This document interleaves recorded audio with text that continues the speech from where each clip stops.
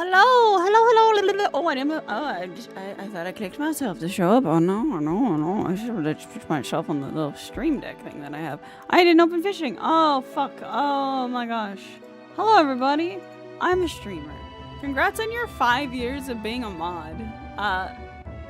That's crazy. That it just be like that, huh? It just be like that. That's great. That's so silly. Oh my god.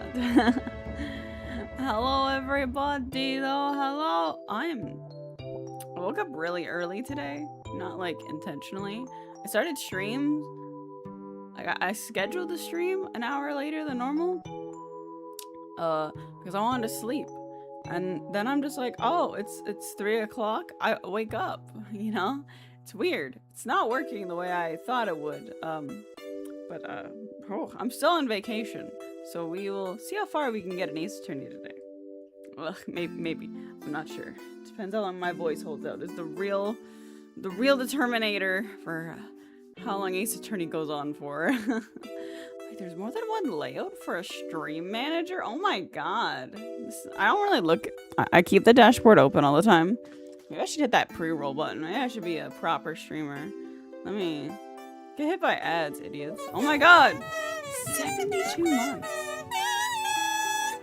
That's crazy. Ads are disabled for 21 minutes now. Look at me. No ads. Oh my god, you got Felix! Oh my god, hi Felix, how are you? Hi Cecil, how are you? How are you today?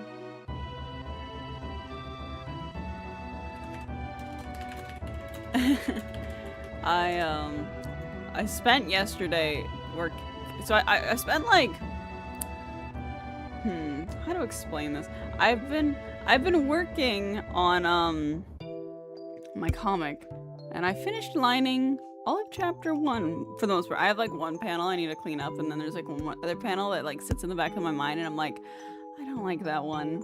I need to fix it. Like, I don't like how I drew it, so I want to fix it. But other than that, my gosh, I've made diligent progress on my silly little comic on my week off. However, I thought I'd be further along.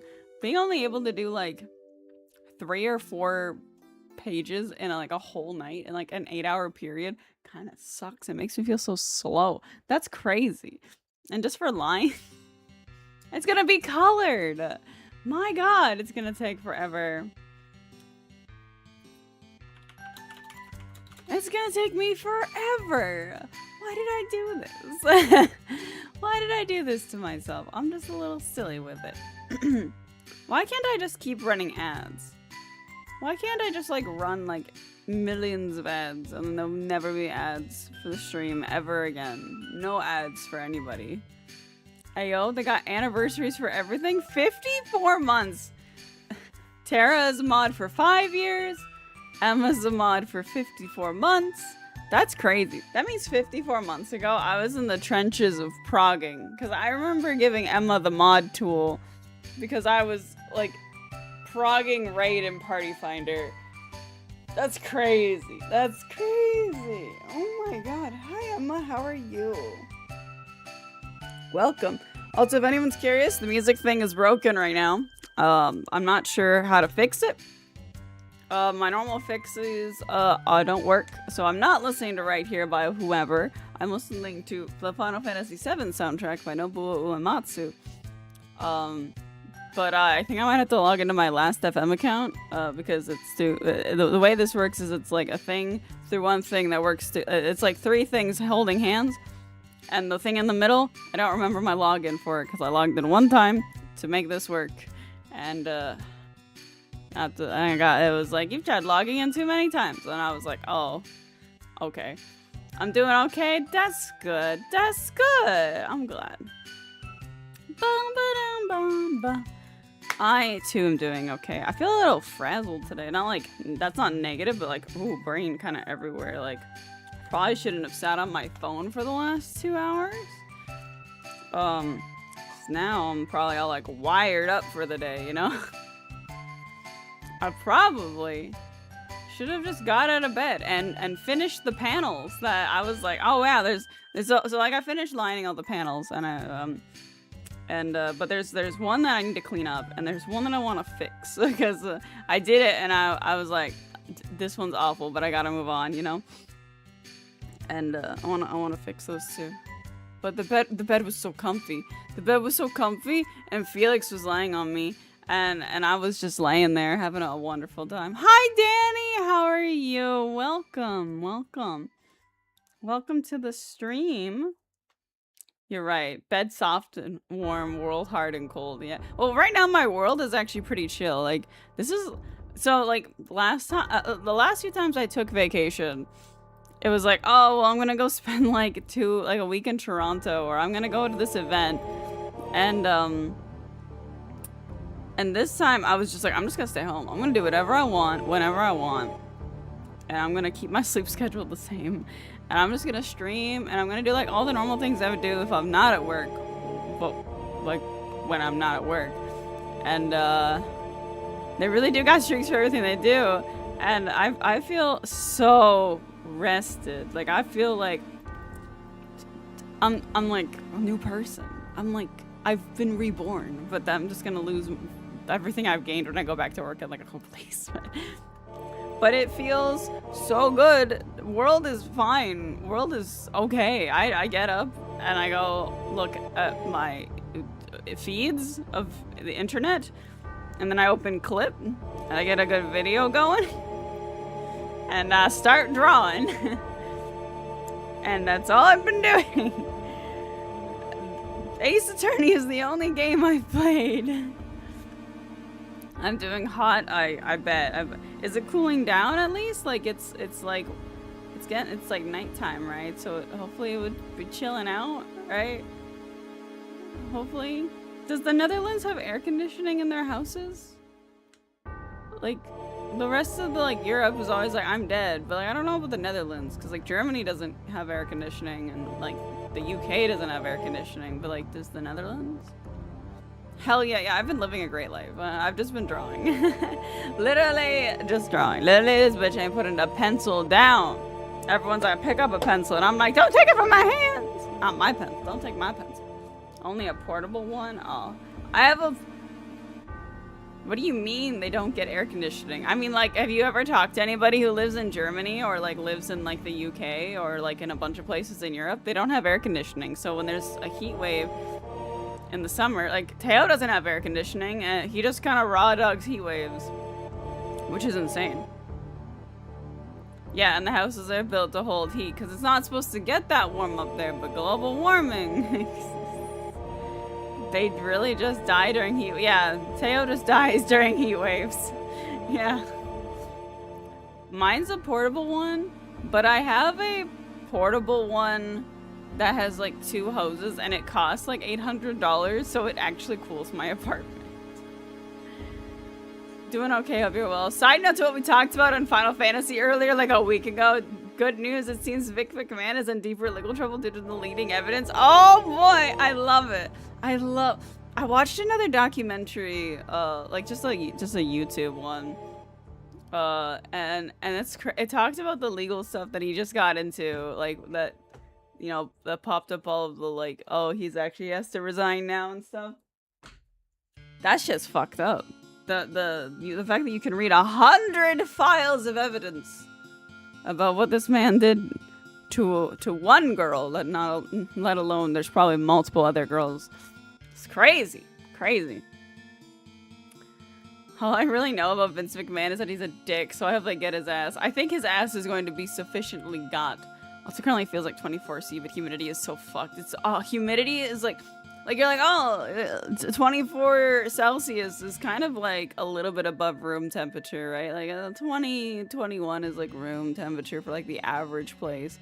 And then 24 can't be that bad. And then you're like, oh, but it's humid. And that just makes it feel like you're in like 40-degree heat. It fucking sucks.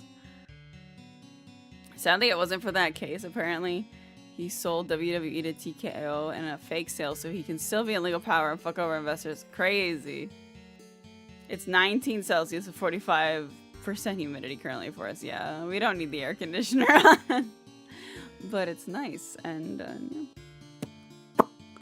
It's nice to be cold when it's hot. Too much humidity. Humidity sucks. Humidity makes it like 10 times, like the heat already kind of sucks, but when the heat clings to you and it's wet, and it's not wet like you're going to go have a nice warm shower. It's wet like it feels like your skin is just as hot. Like you just can't cool down.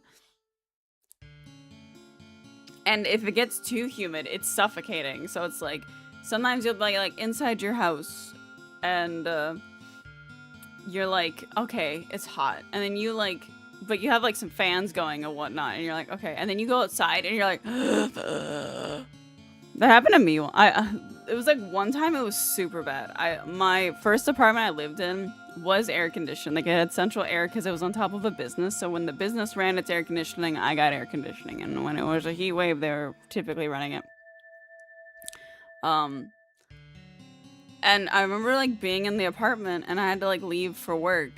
And I went outside and like I could not breathe. And it wasn't like it was like smoky or anything. There was nothing in the atmosphere except the intense humidity. And I was like, it was crazy. It's like you're inhaling water. Storm overnight though, so it should cool down. Hell yeah. Hell yeah. We love that. I hate when it rains, when you're in like a humid climate, because it feels like there's always like a 50-50 chance. Like either it's gonna make it worse or it's gonna solve the problem. And the weather can kind of predict it, but it's like you don't know. You don't. Usually thunderstorms get rid of everything though. It's like the big reset for a bit. I hope it cools down for you though. The weather gotcha. Yeah.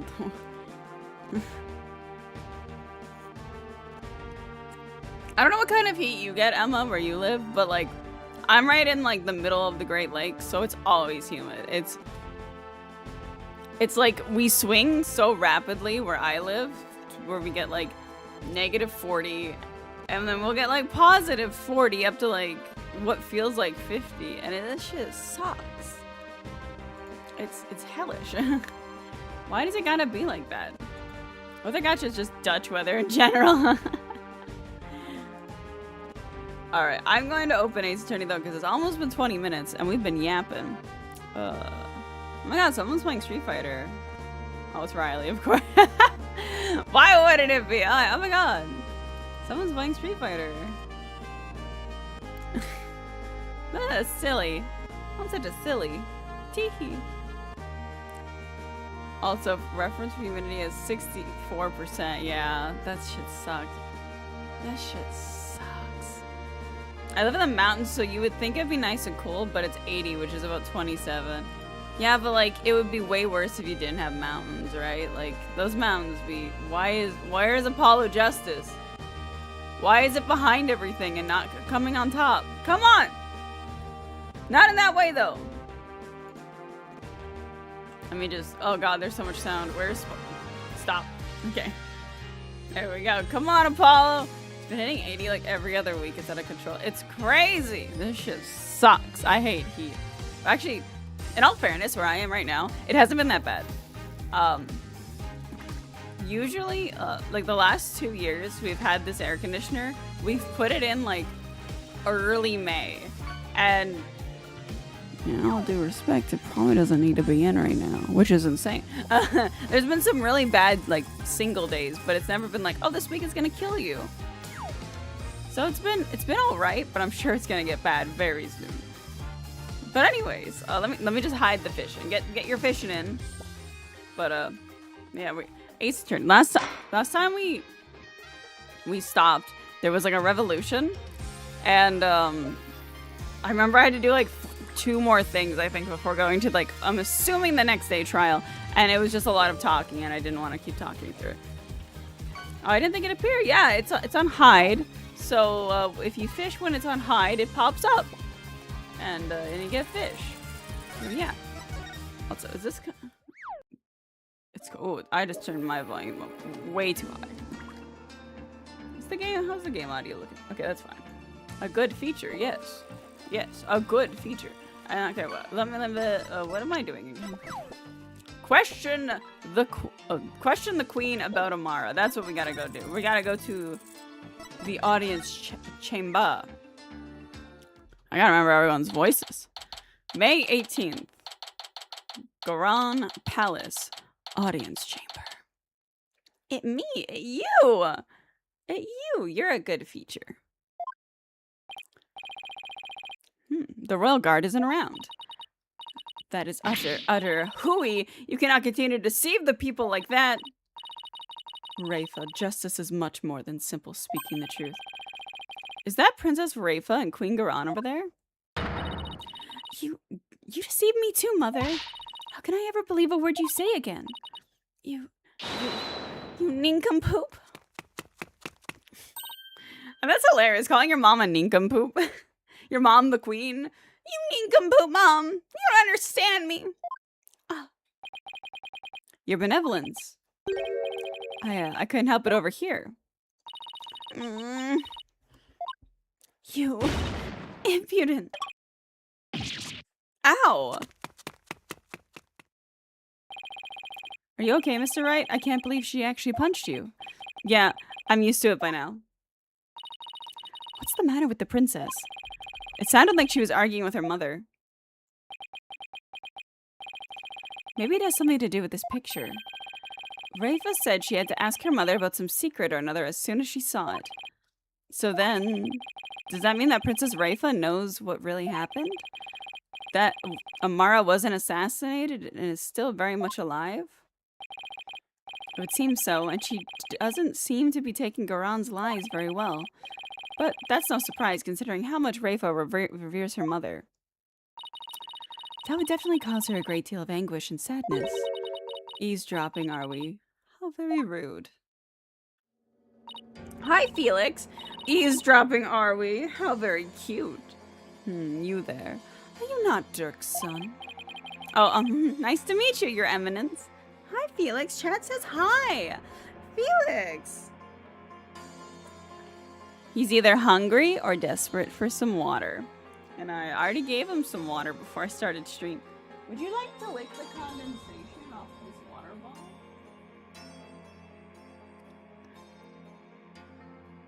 I put it down. I'm waiting to see if he'll notice.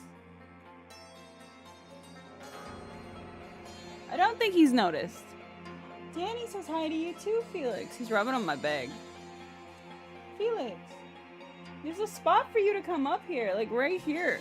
When my Cintique's out of the way, there's this huge open spot on my desk that is just perfectly cat-shaped. My Cintique's not normally out of the way, though. Because I'm drawing all the time. Ooh.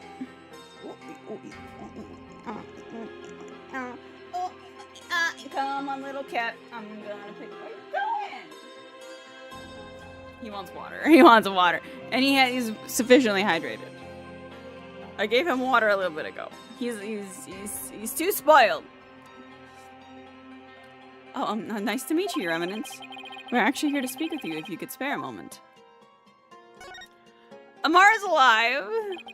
Your Eminence, Dirk told me about Amara. About how she's still alive, that is. We know not of what you speak. After Dirk learned Amara was still alive, he rescued her and they ran off together. But she was captured and remains captive in a secret location to this day. As for Nayuta doing your bidding, it's only because Amara's life is in your hands. Oh, what an active imagination you have. A lawyer and a comedian. How droll. Well, where'd they come from? I give him hydration. The absolute brat is spoiled, right? He wants more water? What does he think this is, a fountain? Anyways, if she's gonna play dumb, I'll just have to jog her memory with some evidence. I'm really curious what the thought process was here to, like, walk up to the queen and be like, so we heard you have lies. Do you care to admit them to the public? Let me hit you with,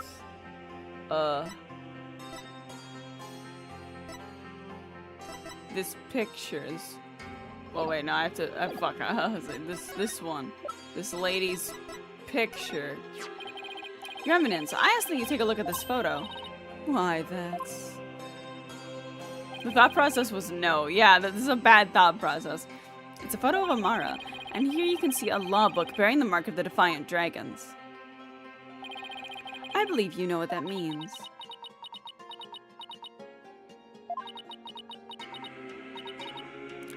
Very well. Royal Guards, stand down. Yes, Your Eminence. Your wish is our command!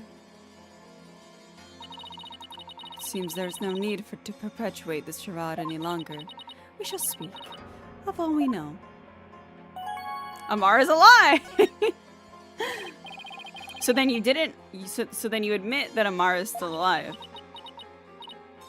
Yes, she's under our protection in a safe location. I think you mean being held prisoner. And where is she being kept? Oh, now why would we tell the son of the traitor that? I guess she has a point there. Now heed our warning, Horned Devil. It would not be wise to inform the people that Amara yet lives. It would only serve to plunge public order into chaos. I have no intent of doing that. Besides, there are real terrorists out there who might try to kill her. Good, now. There was something we have been meaning to ask you. Do you know what has become of the Founder's Orb? The Founder's Orb! The Founder's Orb went missing after Dirk took it into the tomb. As his son, we thought you might know something of its current whereabouts. I knew it.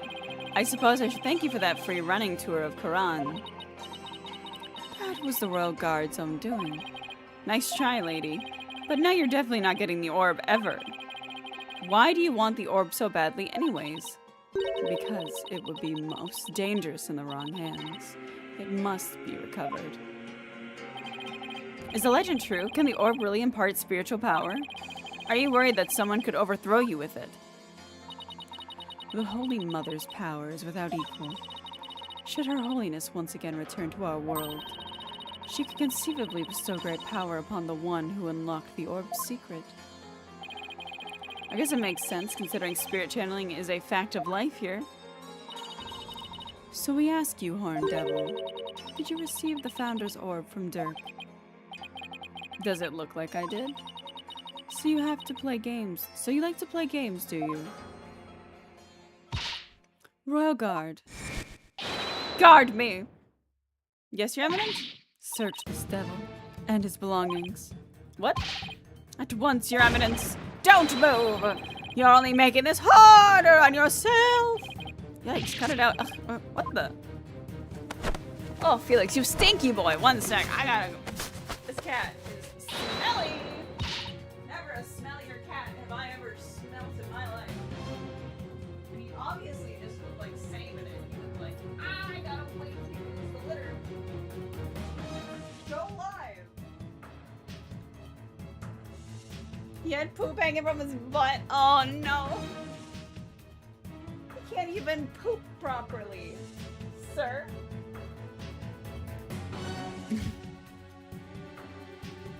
He's a stinky man. Eek! Apollo, don't strip here. Stop resisting. Just submit to our strip search already!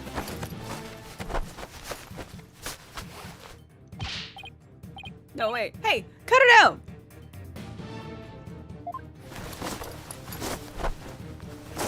How? He has a lot of clothes on. Ah! He has like 18 layers.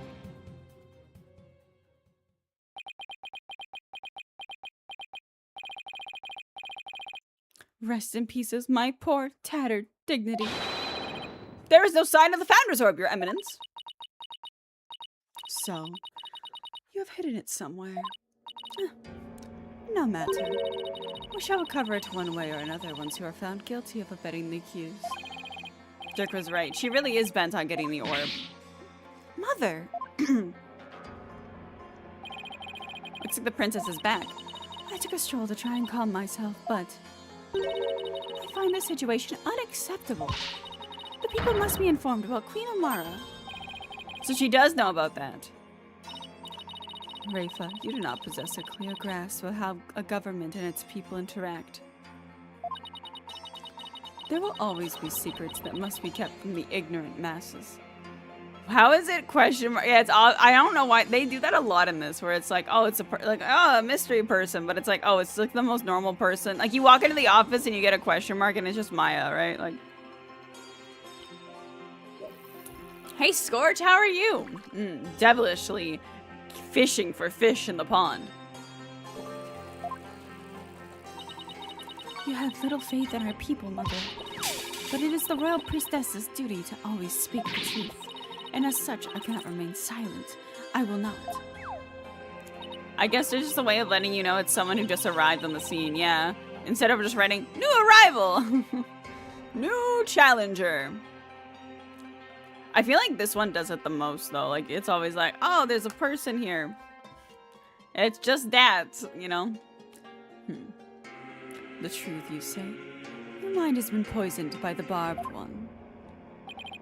It was an honor and a pleasure, Your Eminence. You must speak with our child. It is a mother's duty to discipline her child, after all. Now, if you would excuse us. Discipline coming from her. I don't like the sound of that at all. That sounds like child abuse. What are the child abuse laws here? Can we take the queen to court for abusing her child? Well, Apollo, let's head back to the safe house for now. Good idea. We need to go over what we found and collect our thoughts. I bet that safe house is not safe at all. Like, there ain't no fucking way that this is a safe place at all. Also hate the spiders in it. Hate the spiders. Former Sabani law offices. You're back. I forgot Edgeworth was here. Thank you for holding down the fort, Chief Prosecutor Edgeworth. This is a safe house? Yeah, it's also in a sewer for some reason. Sorry it took so long. Hope you weren't too bored. I watched The Plumed Punisher, Warrior of Neo Twilight Realm while you were gone, and my verdict is, it's an outrage. Especially its theme song. Even worse, the people here believe it's an original Kurani show. How can you believe it? I've already spoken about it at length with Mr. Arbol. I'm not sure what he's blabbering about, but at least it seems like he wasn't bored. Sounds very not safe to me. It's not. It's really not. He's a fan of the Steel Samurai, and the Plumed Punisher is very much, you know, a ripoff. It's a ripoff. Moving along to things that actually matter, we've gathered about all the information and evidence we can concerning this case. I think it's time we go over everything we've learned so far, which is a lot. About Inga's murder, the Orb trial, Maya's abduction, and the murder of the mastermind behind it all, Justice Minister Inga. Don't roast your boyfriend like that. Let's moving on to things that matter, Edgeworth. How the fuck are you a high prosecutor? It's a lot to consider when you have all the facts straight in your head. Yeah, but I got it covered, Mr. Wright. It's the truth about what really went down when that's going to be the problem. Yeah, it's like, the more we learn about this case, the less we understand. I agree.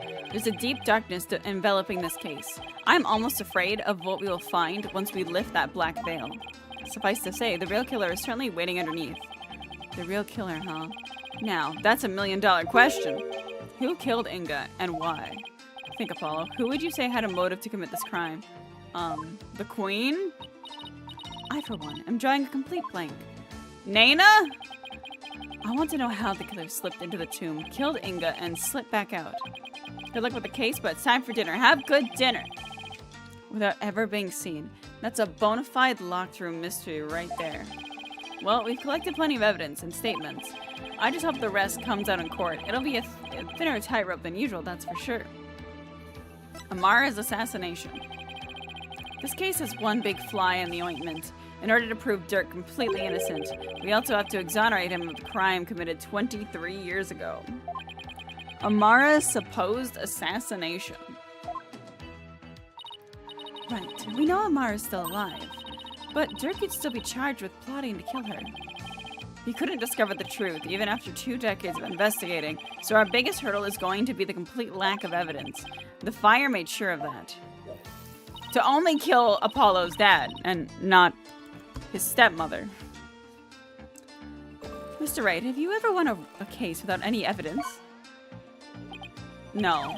That's one thing I've never done before. A trial unprecedented, even in the decorated annals of Wright Anything Agency. Still, I can't help but wonder, was there really no evidence left behind? Oh, and we can't forget about the Defense Culpability Act. Those who would support criminals will be deemed just as guilty.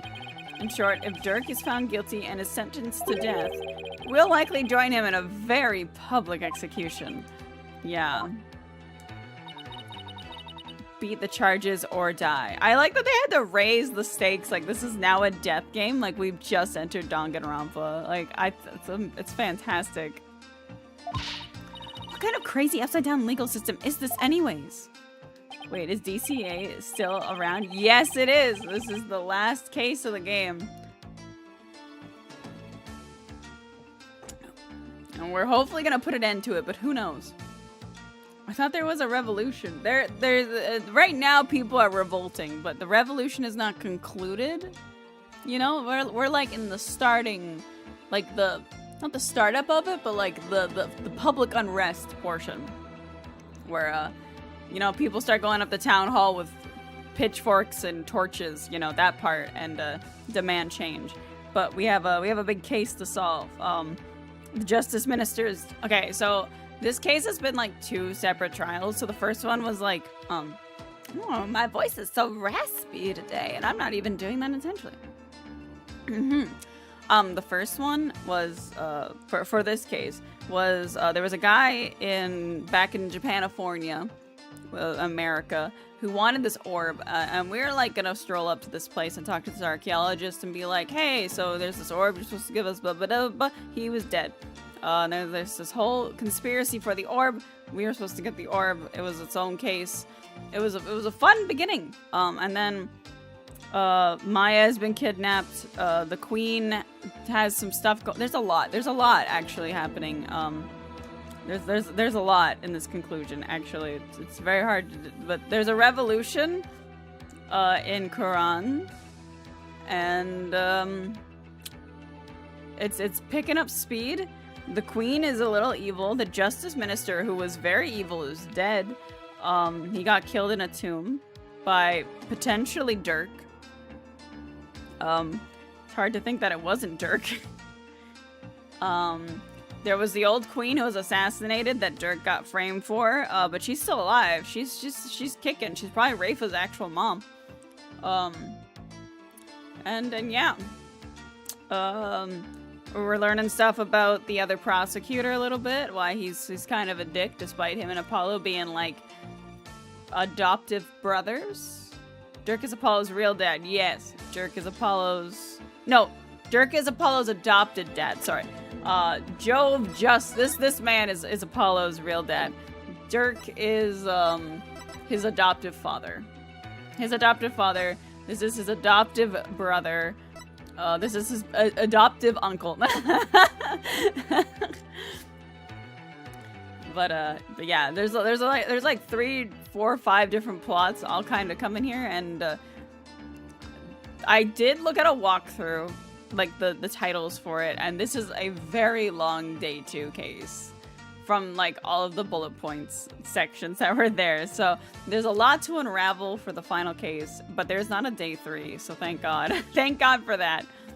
Failure unions must be a blast. I bet.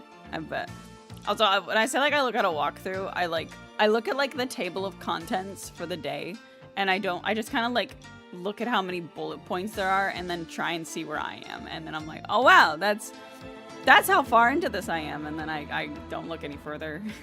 It's not like I'm like scrolling through being like, oh, what's the mystery? I just want to know how long this is, and this I'm like halfway through. So I don't think I'm finishing this today, but hopefully maybe by next Friday we'll be done. Don't worry, I can ask somebody as young as you to risk your life, Athena. So tomorrow, it'll just be me and Apollo on the courtroom floor. But you can support us by watching from the gallery. What? No. I want to help. I'm part of the agency too, after all. Sorry, but this is a direct order from your boss. Plus, there's Prosecutor Blackpool to think of. He said he'd use me for sword practice if I put you in harm's way. Simon. I can't believe they just sidelined Athena like this. Well, at least promise me this. You two, promise me you'll make it back alive. Make it back alive, huh? What's with that face, Apollo? You'll never inspire confidence in your client like that. Aw, Simon and Athena, they're like besties. I'm assuming. I don't think they're a thing. So, like, the third trial was about, like, getting Maya off the murder charge, whatever. The fourth trial was an immediate trial. It felt very tutorial. And it was Athena with Black Quill helping her solve a random mystery. And it's so like left field and weird. Like it could just be cut out of this game. And in like Reddit threads, people are like, people need this case because it like eases the tension. And I'm like, I don't think they needed it. The beginning of this case was very lighthearted and silly. It's crazy. It makes me sad because Athena in the last game is very like bombarded by the plot. Like she has to be so plot relevant that she feels very weak and very boring. And then in this game, you see like glimpses of what she could be, but they give her like the most nothing trial, and she only is like Apollo's co-counsel one time. And now she's not even allowed to participate. I thought it was gonna be like Apollo and Athena up there. Justice for Athena, yeah. Let her be more of a main character. Let her actually. I need the Athena. I need the Athena Justice trilogy or something. Like, that's gotta be they got redemption. Please, please. Let her exist. Let her do something. You'll never inspire confidence in your clients like that, and it'll play right into the prosecution's hands. Remember, the worst of times are when lawyers have to force their biggest smiles. Trucy and Athena redemption, right? I think I kind of get... So, from what I'm going to assume, I think it's because they don't want to include 2 mini-games in, like, the same trial, but I think that'd be fun. You break it up. Because obviously we're going to do divination seances here, which is... Ugh! For me. But, they don't want to be like, oh, the analytical psychology one and a divination seance. You're right. Even when it seems hopeless, or when there's not a shred of evidence to be found, we can never let it show on our faces, right?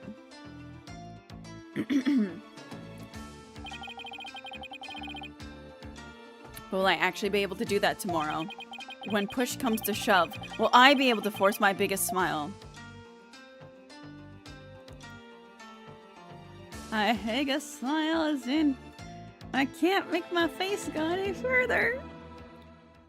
Your biggest smile is your most uncanny smile too. So why do you want to do that? Day 2, trial day 2. On to the next chapter. There is still a DLC case for this game as well. I don't know when that takes place, but there is still another one. Oh, here we go. Anime! I love anime. Oh, revolution. They're stepping in the sacred puddle.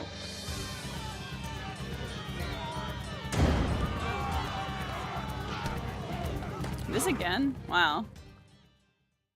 That was... okay.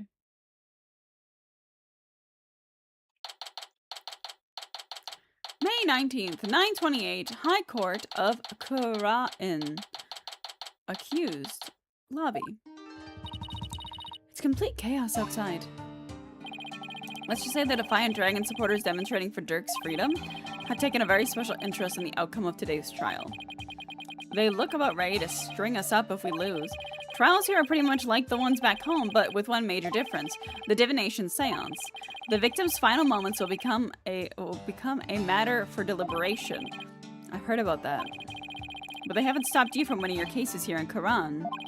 True, but it wasn't easy. Still, the memories of the dead are simply another piece of evidence.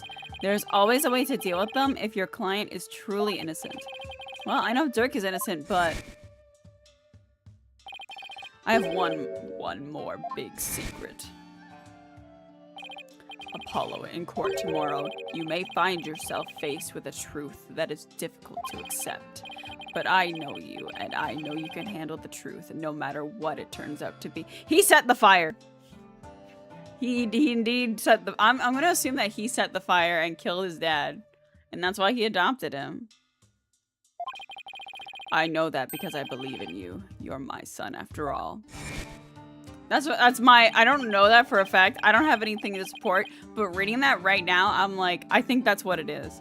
I think Dirk set the fire for some reason and killed Apollo's dad. I feel like That's gonna be the truth. Dirk, what is the secret you're keeping? Hey, AJ? Oh, it's him. It's Datch. Here you go, just like I promised. Founder's Orb added to court record. Wait, do I have anything? Okay, I do. I was like, oh god, I have no evidence. Thanks, Dats. Wait, weren't you arrested by the police yesterday? Yep, and I spent the night in the slammer. I had a fine meal, a shower, and even a bed. What more could I ask for? That actually sounds way better than where we were staying.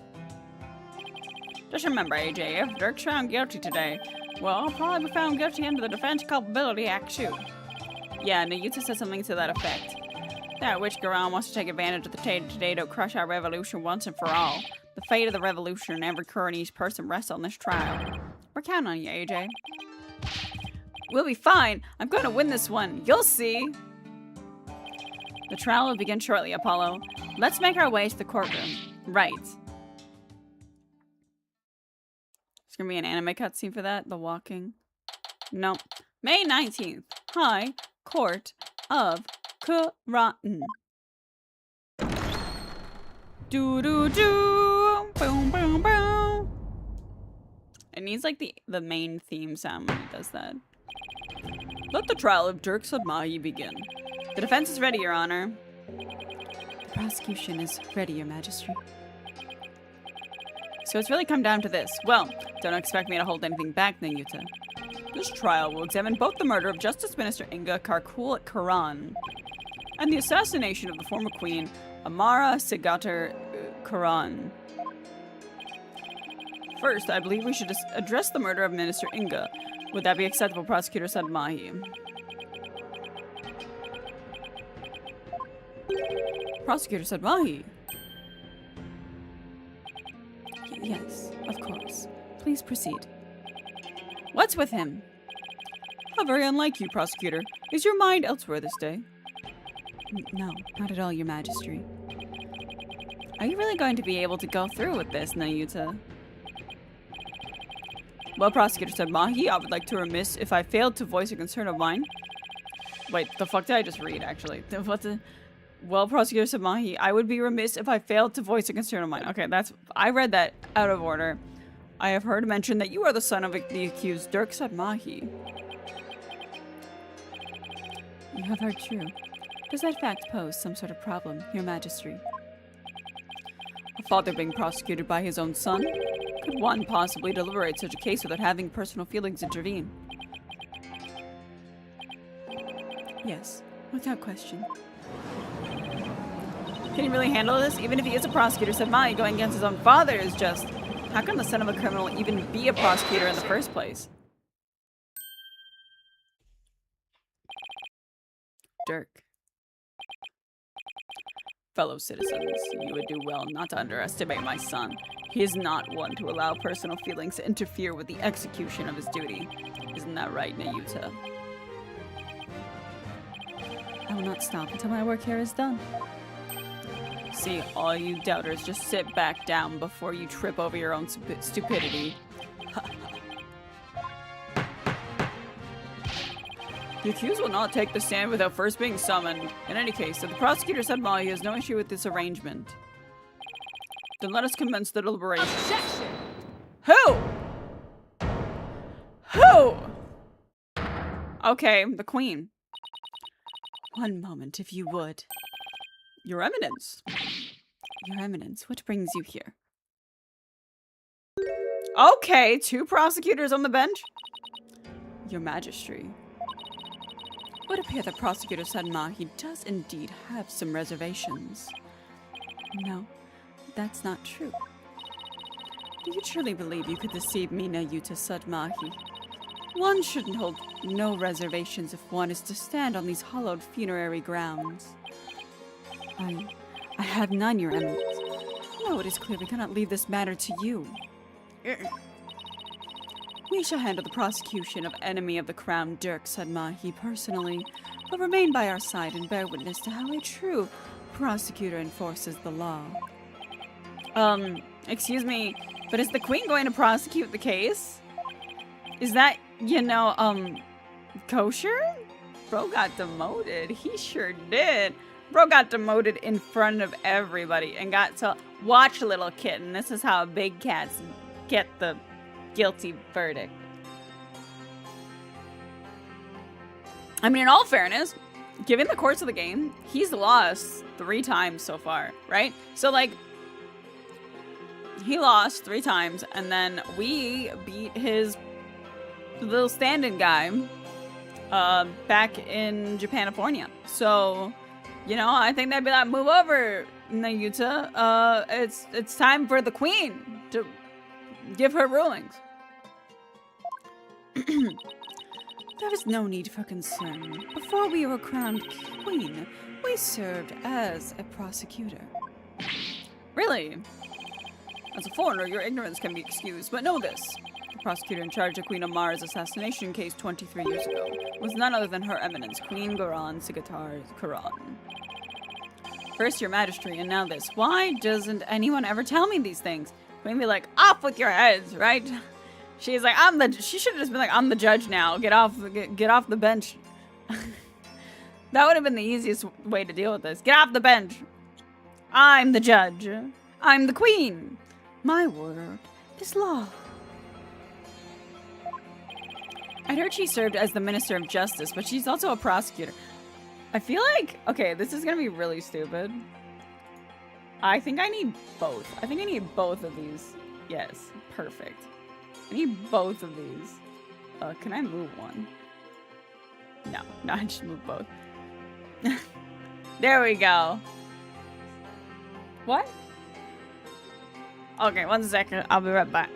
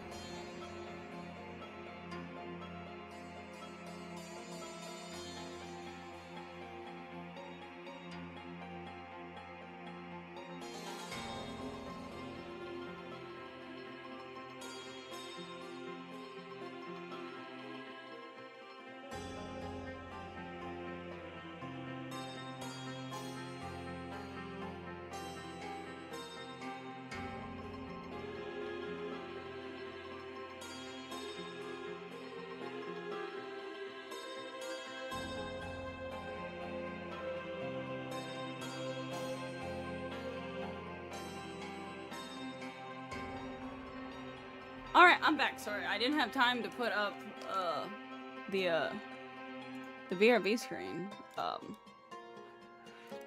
Basically, Chi really didn't want to take his medicine. I thought it'd be silly to have both the Apollo and the Phoenix PNG tuber up, but I think I'm just gonna do one because they're in a folder and they don't really want to move independently. But yeah. Anyways, she has his medicine now. How's she doing? He's drooling. He really didn't want it today. He doesn't like it. So Chi is a really Chi's a really stressed out cat. He like everything scares him when things aren't like 100% quiet and fine. He's very like and it causes so what the vet thinks is essentially there was some blood in his urine. That sounds like my parents' cat, yeah. So there's some blood in his urine, and being like stressed all the time can apparently cause that. So he is on a like, I think it's technically like an antidepressant.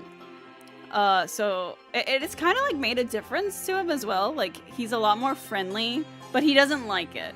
He doesn't like his medicine. So all his medicine is it's like a syringe. You know, like we have the bottle of medicine. You fill the syringe up a little bit and you give him, you know, his dosage. But he doesn't like it and he drools a lot. And my partner could not get him to stop whipping his head, so I gave him his medicine. And I got it and stuff. But he doesn't like it and he drools everywhere when he has his medicine. He starts drooling before he gets his medicine. It's not his favorite thing, but it has made a difference in the way that he behaves. He's never a cuddler. He's not like he's cuddling now, but he would kind of like lay near you if he was comfortable, but like if you moved or something got too close, he'd be like, oh no, bye, unless you were like gonna brush him. Now he's like, he'll like lay right up beside me, like, and it's very cute. And he doesn't, when like someone touches the door, he doesn't run away. He like stays at the door. He's like been a lot more playful, a lot more like curious. He'll finally eat wet food, so it's made like a big change for him, a positive change. But he just doesn't like his medication, and obviously it's a cat. He got me with his. Are you okay? Don't forget to wash it off. Okay.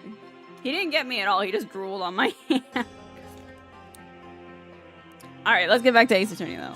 Yeah, she is crazy. She's a silly little ma'am. I heard she worked as the Minister of Justice, but she was also a prosecutor. I took the pillow off the back of my chair because it was kind of like being a little annoying, and then I put it on my desk as like an armrest, which was fantastic. Great idea, me. And I want that back because it fell on the floor when I got up. All right, here we go. Let's get back to this. I heard she served as the Minister of Justice, but she was also a prosecutor. I guess that would make sense. And I clicked out of the game. Okay. I'm guessing she probably moved up the ladder from the prosecutor to Justice Minister. We prosecuted that case 23 years ago, but no verdict was ever rendered. We had won guilty verdicts in every case until then, for no lawyer could stand up to us. Oh god, she's like a Von Karma. I'm at a loss for words. I think I would once more bear witness to her eminence at work in the Hall of Justice. Our first trial in 23 years. No quarter shall be given to criminals. We shall prosecute them with all of our might. Oh god, why is might not crack? Well, let's get to it then. Does she even have hands? Does she even have hands? Oh my god, what the hell? What is this? What is this anime transformation? Why does she look like a final boss of an RPG? What a magnificent sight. The queen's attire from the prosecutor. Oh my god. What the? That's Queen Garan? Talk about an extreme makeover. It's all coming back now. Feeling of my blood pumping through my veins. Woe to you, O enemies of Quran, for I shall personally slice, dice, and grind you up into hog feed. I'm shook. She has hands and huge nails and way too many magatamas or mitamas. I don't suppose I can ask her to roll back to her polite, pre-makeover personality. Know this, lawyer. Yes? Now that I stand as a prosecutor, consider your defense's bench a headsman's scaffold. If you wish to leave any last words, I advise you to start thinking of them now. While you still have a head with which to think, that is. Beep. She's dead serious. Now, it's time for the divination seance. Raifa, come forth. And we get to watch her dance again. Why doesn't her daughter have a cool transformation like that? Oh yeah, because her mom's name's Amara, right? Your benevolence, thank you for gracing us with your presence.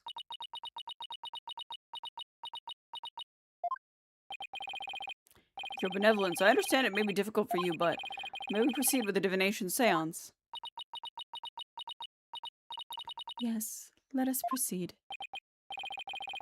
Forgive me for asking, but are you feeling physically unwell?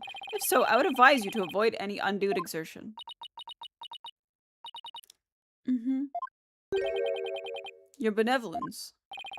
What's wrong? It's like her mind's anywhere but here. A lot's happened since yesterday. On top of the murder of her beloved father, she found out that he'd been planning a coup. And today— Hi, Felix! Today, she'll have to experience his death through his own eyes. Yeah, that would be enough to shake anyone up. Hi, Felix! Still, it seems like she's worse off today than she was yesterday. Yes, Felix. Yes, little baby. Hi. Yes. You're like, I want medicine too. Why does Chi only get the medicine? And it's because you don't need it, buddy. Hi, sir. He's very needy right now. Would you like to come up? Would you like to defend this case with me? Come here. No, you're gonna run off. You're gonna come up. You're gonna come up on my desk. You're gonna come on up. Yes, you are. Come on up. Oh, yes, you're so light. Oh. This is what you get for being tiny. Tiny cat gets put on desks because he's tiny. There we go. Tiny cat gets pets on desks. All right. My cats are being disruptive. They are disrupting the stream. Didn't you know that I'm streaming? I'm working right now, kitten. I'm working. No, I can't believe my mic is picking up his butt pads. Yeah, I don't remember her being this depressed. No, please don't stay on the tower. If you're gonna go down. Thank you. We must speak with our child. It is a mother's duty to discipline her child, after all. Now, if you would excuse us. Discipline coming from her? I don't like the sound of that. Wait. Garan didn't do something to her, did she? Your Eminence, about today's divination seance, as I understand it, the prosecution has yet to review its content. Is the divination from protocol a part of your plan? Prosecutor said Mahi, would you care to explain your actions? Your Eminence, the accused was caught at the scene of the crime. Therefore, I deemed no seance would be necessary for such a clear-cut case. You and your bleeding heart. You seek to spare Raifa the trauma of witnessing her father's death. Yeah!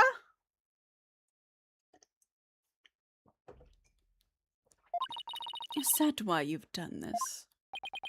No, not at all.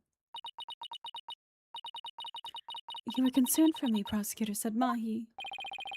That's all the compassion of him, all things considered. Your Eminence, if your Majesty, regardless of what is best for her benevolence, this case is blessed with a bounty of incontrovertible evidence, so I believe we could reach a swift verdict without devoting precious time to the seance. You have a point. Personally, I would like to spare her benevolence any undue misery. Experiencing the murder of a loved one is a burden no one should have to bear. Prosecutor said Mahi, Your Majesty, can this trial truly proceed without a divination seance? I can't blame her for not wanting to experience her father's murder firsthand.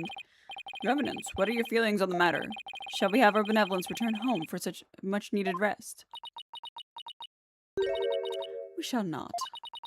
You fools spoil her with your feckless words of compassion.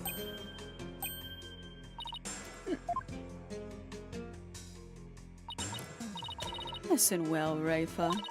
You have spoken time and time again about how grown-up you are now. Yes, but... So let's see if the royal priestess has truly come into her own. Are you prepared to fulfill your duty and perform the divination seance as you should? Ultimisia called. She wants her look back, right? Right? Yes. That's better. See? Problem solved. Poor Raifa. Is this really a good idea? I guess we'll see. Very well. Let us begin. The divination seance. Nena, my robe. Looks like Nana's still missing. It's been a whole day already. Barbed head. Yes. You removed my robe. What? Why me? Don't keep her benevolence waiting now, Mr. Wright. Can't you see she's ready to begin? Great. I've been reduced to royal robe remover. It's like she's grooming Mr. Wright to be Nana's replacement. Edward did a much better job at replacing Nana. Very well, your benevolence. Please start when you're ready. Come on, Rafa. You know what must be done. There is no turning back now. I know. The final memories of the deceased. This should be interesting. Oh, Holy Mother! Oh, Holy Mother, we hold this divination Queen kind of be seance slaying in though, your not gonna. name. She do be slay queen. Let the eyes of Let's everyone go. here be clear, and our ears be unstopped. O dance of devotion, guide the victim's soul to me, so that we may receive their final memories in the pool of souls. It's more like a puddle, but yeah, the queen's fit kind of goes hard. That's a little crazy. I love that this is the last time we'll ever see this again. But every single time, they were like, you must watch this.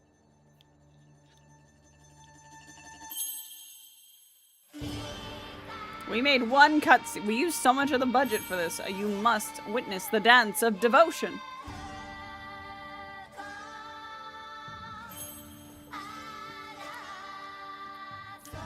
We are very devoted to this dance. We are the dance of devotion that we are devoted to showing to you every time a divination seance must happen.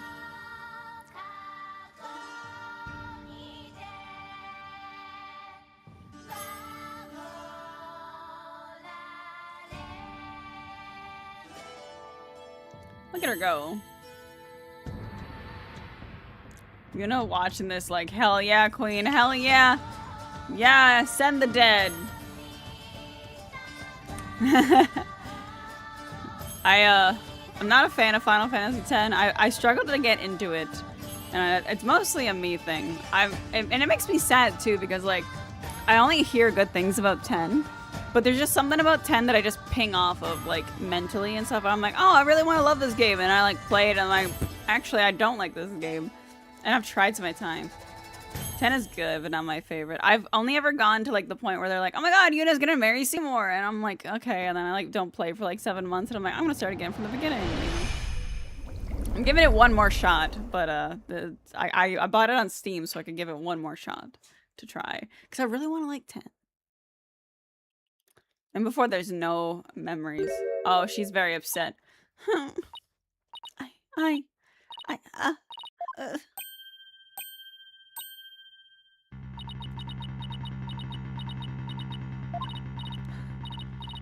she's not having a good time.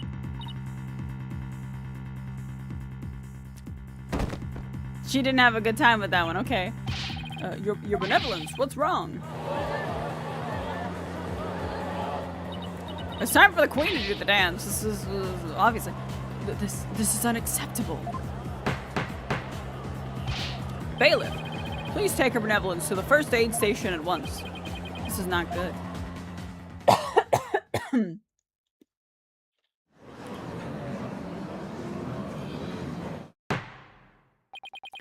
Your Eminence, do you have any idea why her benevolence collapsed so suddenly?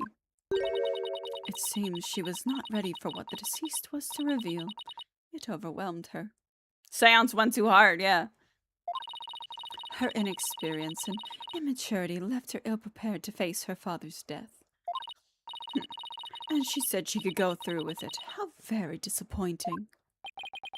I know someone who's not winning Mother of the Year ever.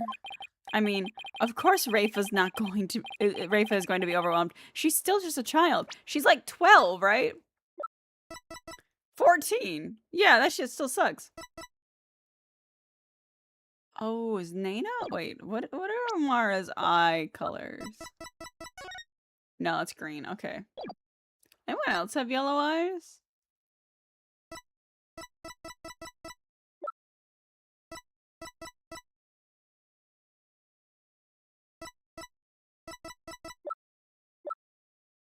I'm just curious. I'm just curious. Because Nana's disappearance seems incredibly important. I mean, of course, Rafe is, she's still just a child. She's 14. It seems we have no choice but to move on to witness testimony, Your Majesty. Oh yes, let's proceed. Bailiff, summon the first witness if you would. Who's the first witness? Emma. Emma. It's always Emma. Wait, nope. That's not Emma. Whose toes are yours? Oh, it's Dirk. Okay, yeah. What witness bears these toes?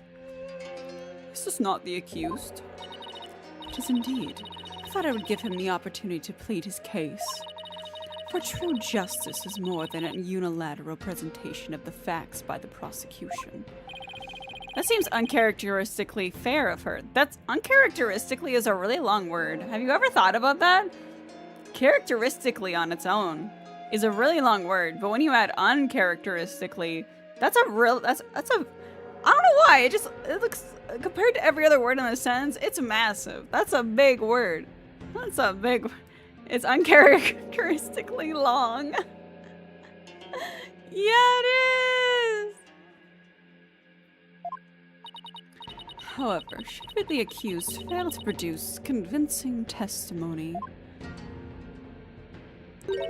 he, along with his cabal of traitors, lawyers, shall immediately be found guilty, and their heads will roll from their shoulders. What? I should have known there was a catch. Your court, your rules, same as always, I see, Goran. Now then, Mr. Dirk Sadmahi, if you would enlighten us as to what happened. Well, I would if I could. Finally, it's been an hour and a bit, and we're finally at our first bit of testimony. Okay, let's go. Dirk explains himself. I'm gonna save right here. I'm glad I didn't have to do a divination seance. I'm like, I would say it's my top least favorite Ace Attorney mechanic, because like it's just testimony but on crack. And it's not fun. It doesn't break up the monotony of testimony. It just feels like too many gotchas. And it's just like, I don't know what you want from me right now. Like, what one do you want? And it takes forever to go through. You got spared for real. Feel bad for Rafa, but win for you. Yeah, sorry that happened to you, Rafa, but this was a great outcome for me. Maybe not like me as in like me real life. I feel like it would have been good. It's probably it's probably gonna be like the penultimate piece of evidence, because it's gonna show that like Dirk didn't do shit, right? Like I'm sure that whoever killed, I think it's Nana. Honestly, I think at the end of the day it's gonna be Nana. I think Nana was Lady Kira. I think no, what was it? Whatever. I think Nana's been the one doing all this stuff, and Nana is the hero that we need, and she's the one who killed her dad. And that probably, she was like, oh my god, my caretaker lady, queen in the tomb with a spatula. Exactly. Queen in the tomb with a spatula killed the man. Yep. I was struck by sudden dizziness the moment I entered the tomb. The next thing I knew, I was standing there with a bloody knife in my hand. And lying right in front of me was Inga, dead as a doornail. I've no recollection of what happened in the interim, but I didn't kill him. At least, I don't think I did. It'd go against everything I believe in.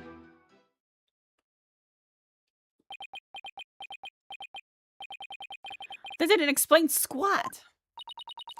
For the record, let it be known that the accused's fingerprints were all over the murder weapon. And since he was caught in the act, there was no chance for a third party to tamper with it. Well, that certainly seems to point the finger at you, Mr. Sadmahi. Even as a lawyer, I have to agree with you there, Your Majesty. Thanks, Dad. You really helped. You really helped out. Oh my god, I'm gonna win your case for you, and I'm not gonna get beheaded at the end of it. Seriously, Dirk, this is no laughing matter. This is exactly what Garan wanted. To have Dirk try to plead his case only to fail miserably. How low can she go? Prosecutor, behold this most unpleasant of spectacles and let it be etched into your soul. See how instead of accepting the inevitable, those fish-brained lawyers flounder and flop themselves straight to the abyss of despair. Yes, Your Eminence. Show me the way. Now then, would the defense please begin the cross-examination?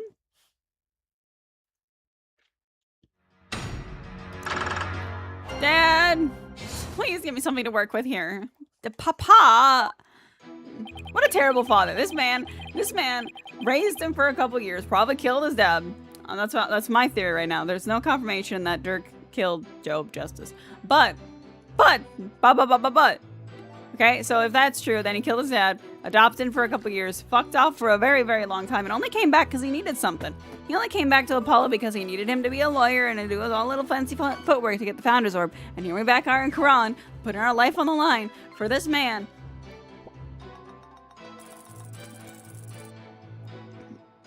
This series has no good parents. No one is a good parent here. Felix, you'd be a good parent though, but you got fixed very early. You weren't able to have kittens. You might have been Phoenix a good parent? I'm not sure about that. I'm not sure. I think he's in relation to all the other parents in this game, I think he's the best. But does that make him a good parent? When everybody else is committing multiple felonies with their child care. I'm not sure. I was struck by it. Okay. Hold it, Papa.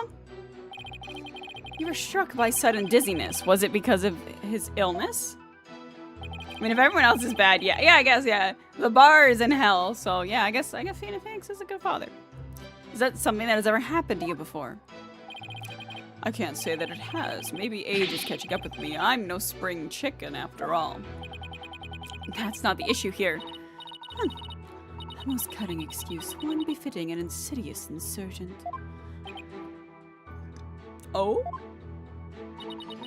A killer who does not recall his crime. How very convenient. Next, I imagine you will plead insanity. The hand motion is they put a lot of effort into her design and just her, like, villainy. Like, she got that, like, low angle. She got that smile. She got the, like, purple magic. She got that, like... She got that cloud of darkness hair that's floating. She really do be... She has final boss energy, and I don't think we've ever had Ace Attorney final boss energy before. Like, she seemed evil, but I thought she was just gonna, like, have evil schemes. I didn't expect the villainous transformation. Like... She is a villain. You aim to seek a lesser sentence through excuses and subterfuge, do you not? Don't make me laugh, your malevolence. Oh yeah, malevolence. Oh my god, that's a yeah, calling her malevolence instead of like evidence or benevolence. Oh my god, because she looks so evil. I'm merely stating my innocence. I have no intention of offering excuses. It's your baseless speculation I would decry as foolish. You deceitful witch. Yeah, get her, Dirk. Is it your wish that I should claim your head right now in this very hall? Well, that would certainly speed things along. Hold it! Dirk, why don't you let me handle it from here? And if there's anything you need to say, you can say it through me, okay? I'm your lawyer. Anything to stop you from needling the queen. Next, you'll have an objection. You'd better have some proof to go with it, Dirk. The accused will continue with what he does recall of the crime. The next thing I knew, I was standing there with a bloody knife in my hand. Hold it! Do you recall anyone putting the knife in your hand, Dirk? I wish I could say I did, but I don't remember a thing from before I came to. You think there might have been a third party in the tomb, son? Yeah, because if you didn't do it, then the real killer must have been there with you. Objection!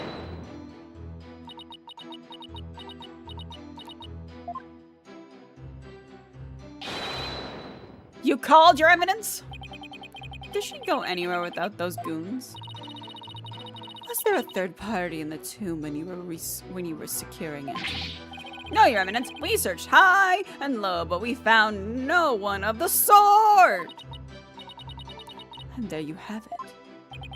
Oh, right. They did search the place. Furthermore, which means if she killed him, if she killed him, then she would have been the third party. I can't remember who was the first.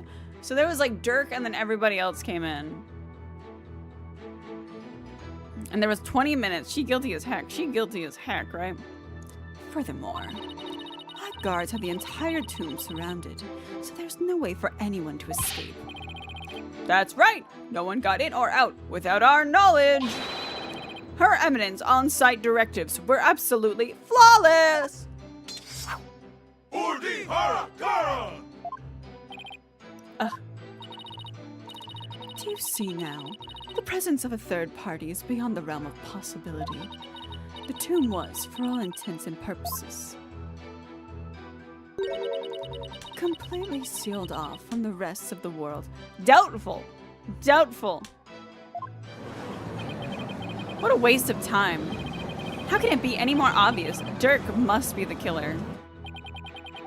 Thanks for nothing, gallery guy, as if our graves weren't already deep enough. Accused, what do you believe about the possible presence of a third party? Well, based on the situation you presented, I'd say the chances are slim to none. You didn't have to agree with her, Dirk. Let the accused's statements be added to his testimony. Very well, Mr. Very well, Mr. Sadmahi, if you would. It's like the more we press, the thinner our case gets. Well, let's keep pressing, and maybe we'll work out the wrinkles in it, too.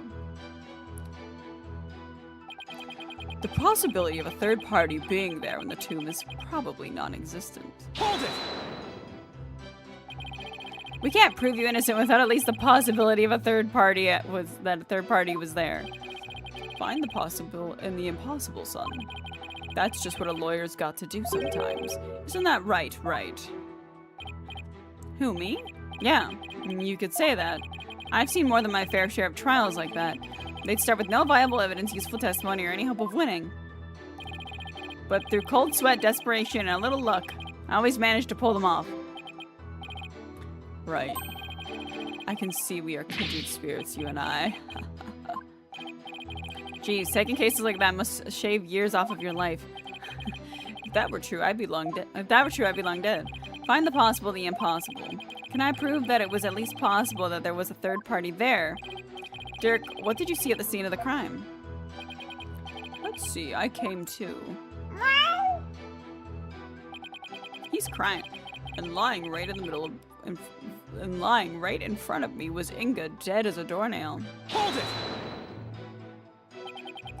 You stated that he was as dead as a doornail.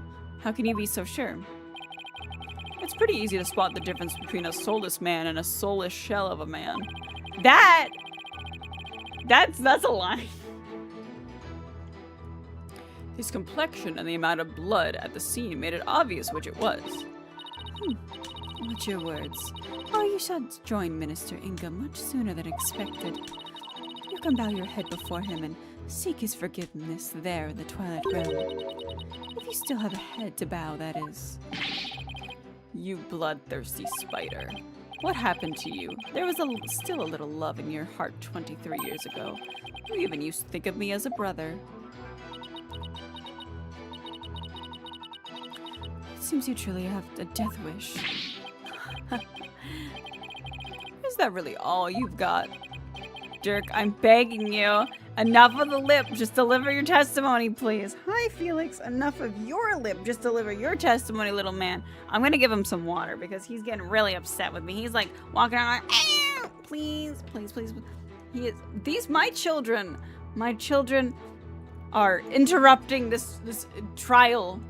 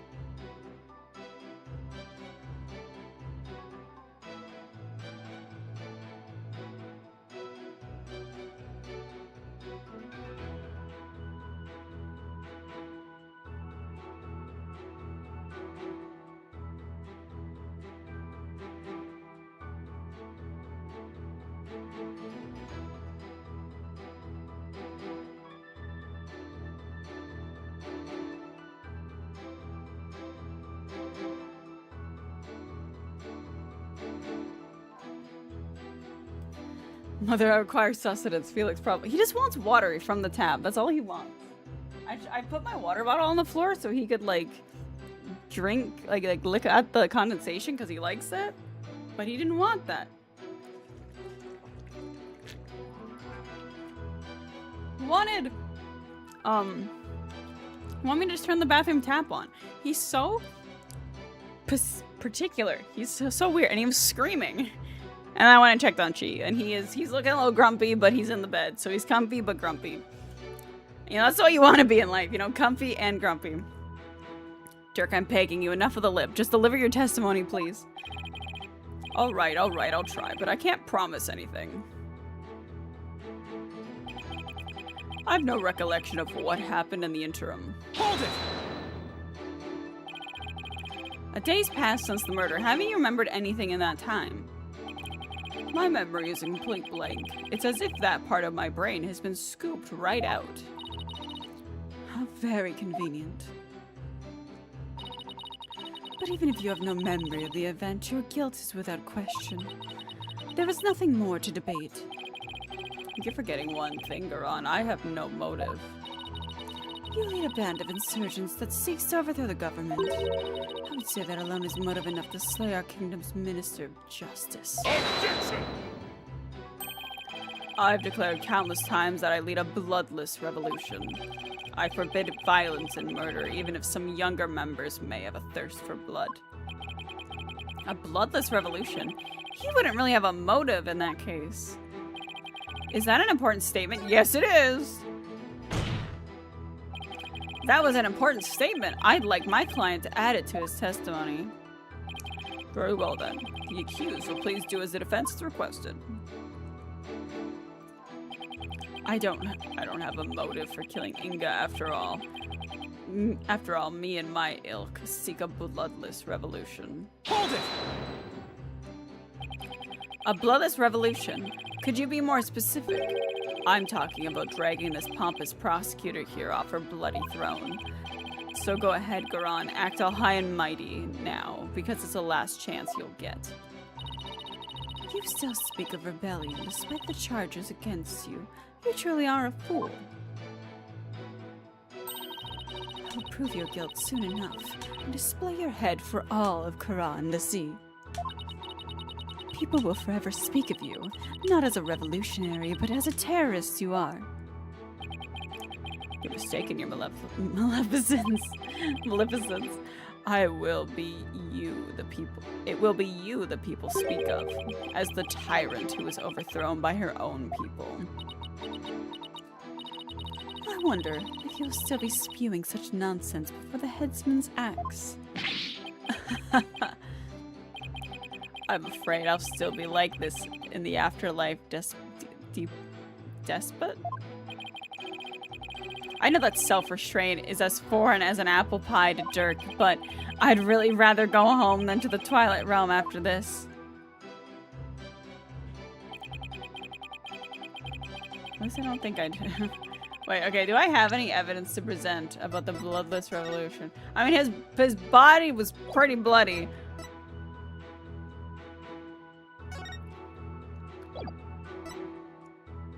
I had a blood stain on Mars' tomb. It was wiped up. On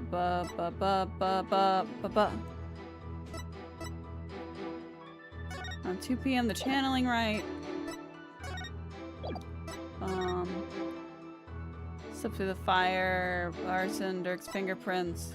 Paul's roving musician father got caught up in an incident. He was struck in the head by the culprit. The victim's passport and pictures of him were burned up in the fire without knowing his real name.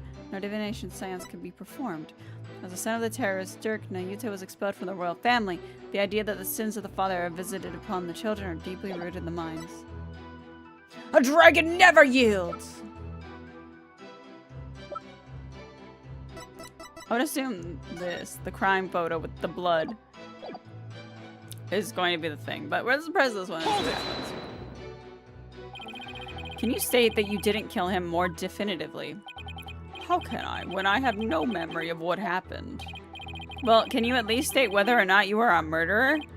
That I can do. I am not a murderer, and I would never kill anyone, no matter the circumstances. Do you have any evidence to support your claim that you did not kill the minister? Evidence? No, can't say I do. In that case, we will strike the statement, I didn't kill him, from your testimony. Wait, you can't just discard testimony like that. I mean, I'm the one cross-examining the defendant and all. Hold your prattling tongue, foreign devil. I'm the queen of this kingdom. And the queen is the law. As such, I do not follow the laws that are in place. I can make and break them at will. That's tyrannical.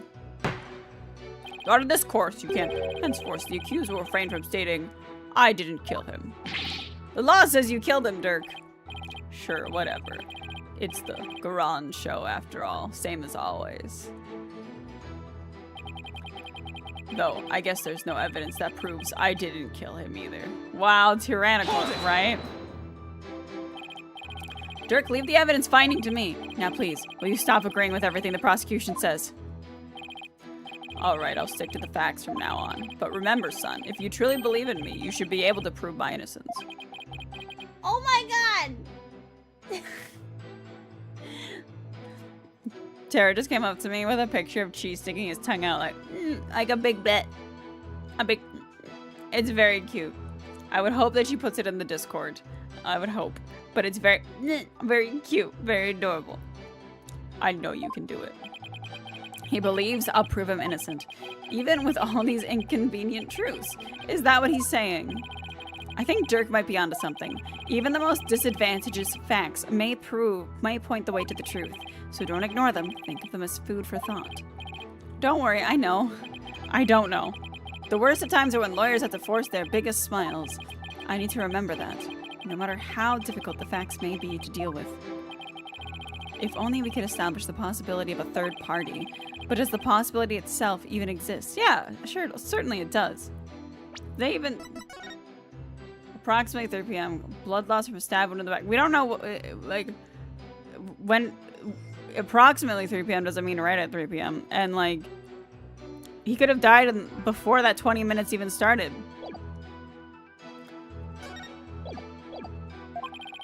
We don't have a choice. Proving it exists is the only way to start a real dialogue here. Okay, I'm going to attempt. She said it was completely sealed off. How can they know that, right? Especially not her. Also, he was in there for a while. Like, when they went to Karan to, like, talk to him, he was already in the tomb, right? He was already waiting. And then when they showed up, she sealed off the tomb with all the guys. And then Dirk was allowed to go in, and he had a 20-minute time period to be in there before they stormed the castle. And anything could have happened in that 20 minutes. Naina is missing, and he got all dizzy and weird. So, I'm going to assume...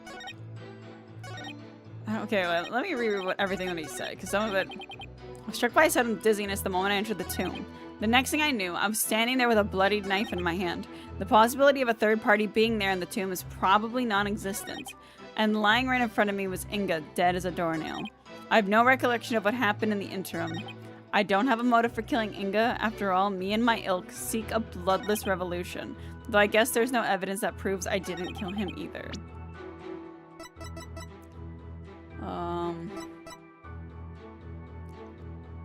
Victim's blood.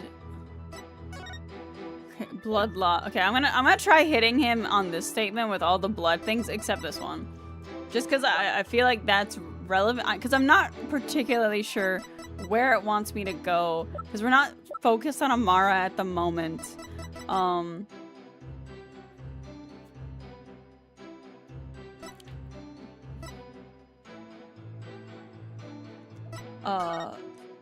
And yeah, I'm not sure but I'm gonna take some shots. Let's hit him with this. We're gonna hit him with the blood stuff that isn't the floor or the Amara. Objection! No. What is that noise? Oh, blah, blah, blah. That was one of my Chords of Steel voice trainings. Well, from now, you should keep such caterwauling out of the sacred hall. And I'm only going with this one because it's like I have evidence with blood. Objection! Nope, not this one. And I'm not sure. Maybe I have to press. I'm not consult, because I'm not exactly sure. Looks like you're having a tough time there, Apollo. Is it that obvious? Well, I have been watching you defend since you first started, so yeah. And from where I sit, I wonder if there isn't something about this one statement. Why didn't you mention it? Thanks, Mr. Wright. Now, to take another look at the evidence. Okay, what statement? The possibility of the third... Okay, the possibility of the third party. Okay. All right.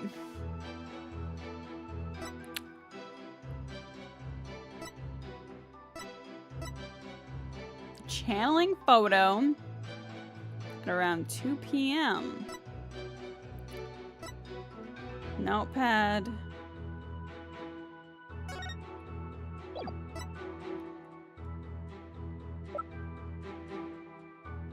Objection! Okay, it's the one I wasn't even gonna use. Okay, I'm going back. We're reloading. We're gonna reload. It's time to reload. Just like Xigbar in Kingdom Hearts. Yes.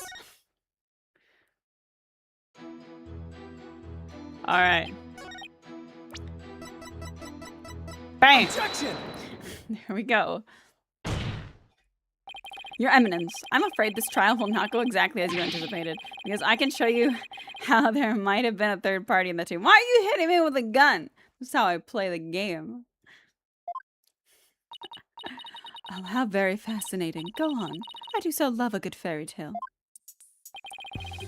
We did a luminol test of the crime scene. Time to reload. Oh, time to reload. Yeah, you're welcome. She finished Dream Drop Distance yesterday, so she's almost ready to play Kingdom Hearts 3, and then she'll be done. Playing my silly children's games.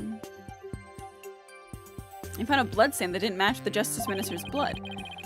I'll remind you that neither Dirk nor Miss Faye were injured during the incident. The thing is, this bloodstain we found had been wiped up by someone. What's this? But who would have done such a thing? That's the big question, isn't it? Who wiped up the blood and why? Thinking about it logically, it must be someone who wanted to conceal their presence at the scene of the crime. Oh, and to whom do you suppose the bloodstain might belong? The bloodstain belongs to... Amara, the real killer. Ooh, let me just hit a save right here. I'm assuming the real killer. The bloodstain belongs to the real killer, of course. Whoever it was, they were probably shot while they were attacking Minister No, they weren't. Well, maybe they were.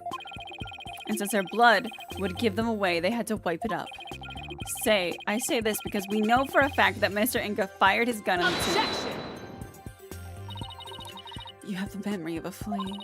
There was nowhere for anyone to hide. This, too, is a known fact. Objection! But a bloodstain from a third party means there must have been someone hiding there. Very well then, tell me this. Where was this third party hiding? Oh, the crime scene was thoroughly searched after it was discovered. So if there was a hiding place, it would have to be somewhere no one would dare look. Somewhere no one would dare look. In Amara's tomb. Let's have your answer, defense. Now, where could a third party have hidden? Take that! There's one place no one would search, not even the Queen's Royal Guard, and that would be inside Queen Amara's sarcophagus. Even now it's locked up tight. No one would find you if you hid in there. I'm told that it's temperature controlled to preserve the mummy within, but if someone dressed warmly enough, they would withstand the cold for a short time. This is sacrilege. Surely the perpetrator of such a foul deed would be cursed. But that's just it. The killer knew everyone would be too scared to open the sarcophagus. True, the guards were were so scared of being cursed they wouldn't even touch it. And when the coast was clear, the killer made a quick escape from within their frigid confines. Well now, that does sound like a plausible method of evading capture. The defense requests a DNA test on the bloodstain, and then we'll see just who the real killer is. Oh gosh. Bow your head and kneel, lawyer. So your head may be parted from your shoulders. Huh? But the trial's not even over. Oh god. Whoa. It's just a fan, bro. That's how she got some wind. It's no windy in here. She kind of like Barbarisha, you know?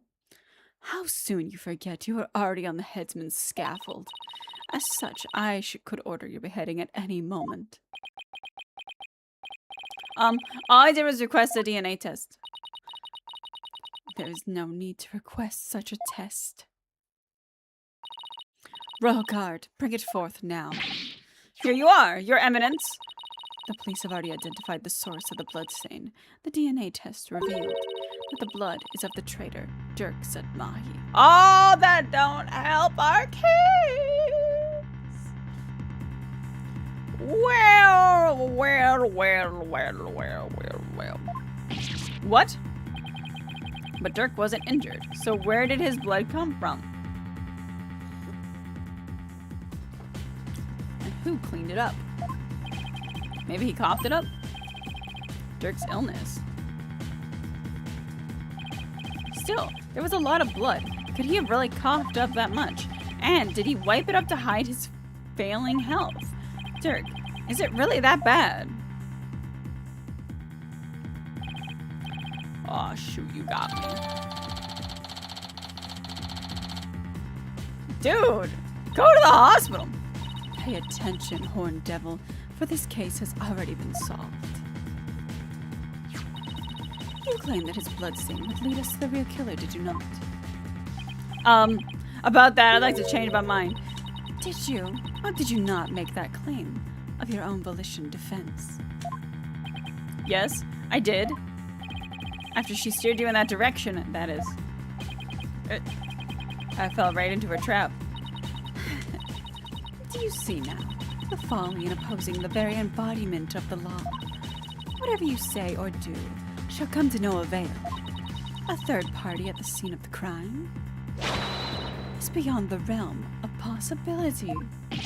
No! Praise be for Queen Garan. Her Eminence's legal tactics are beyond compare. I hate to say this, but she really got us good. Key to Amara's sarcophagus is under the protection of the royal family, which means that you hid in it, didn't you? My husband and I are the only ones who could open it. Therefore, it would be impossible for some knave to open it. Can I really discount the sarcophagus as a hiding place, though? No. What if the real killer is still in there? No, that's just ridiculous. It would be Nana, and Nana's fucking dead. I believe we have rebels and sympathizers in the gallery today.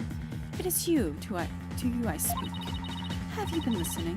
Dirk Sedmahi, the one who proclaimed a bloodless revolt, has betrayed your cause by resorting to murder. No, it can't be. Dirk would never. There must be some kind of mistake.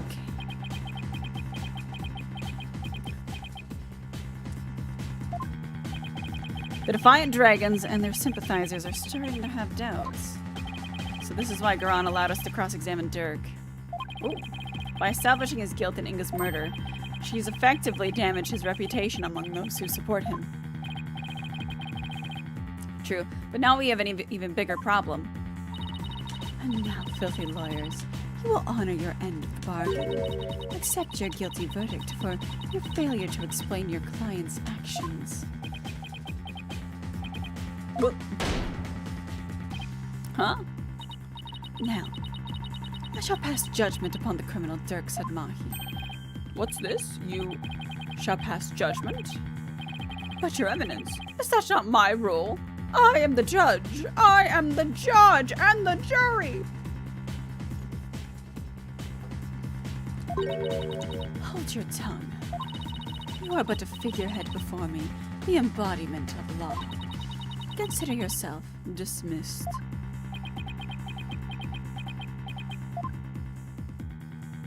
Wow. As Queen of Garan, I shall now pass judgment upon the accused. Oh God! What? Oh damn, she just did it. That was fast. Well, sucks to suck. We failed, guys. See you in the next life.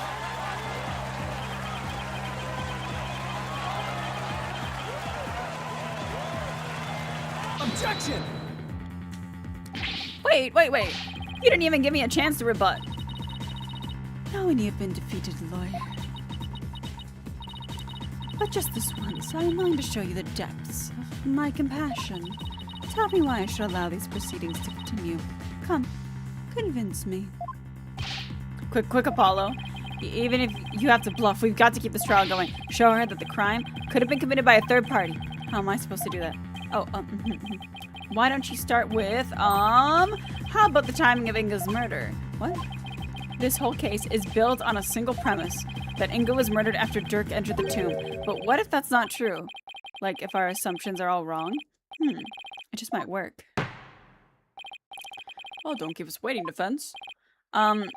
Dirk became the prime suspect because it didn't seem probable that there was a third party at the scene of the crime. But there's another question we should ask ourselves at this time. Was Minister Inga really killed after Dirk entered the tomb? What nonsense is this? Setting aside the assumption that the murder occurred after Dirk arrived on the scene opens up some possibilities of a third party committing the crime. The question before us was, when was Minister Inga really killed? After the body was found before Dirk entered the tomb, correct? I'm gonna hit myself into the save file. We're gonna hit this one. That scared me for a bit. I was like, a dead end in Ace Attorney? Isn't it possible that, before Dirk even set foot in the tomb, that Minister Inga was already dead? That would certainly make the possibility of a third party more probable. Why, of course. I fell unconscious right after I entered the tomb. Even if I hadn't, I wouldn't have had a clear line of sight to his body from the entrance. Which means you wouldn't have noticed his body either way.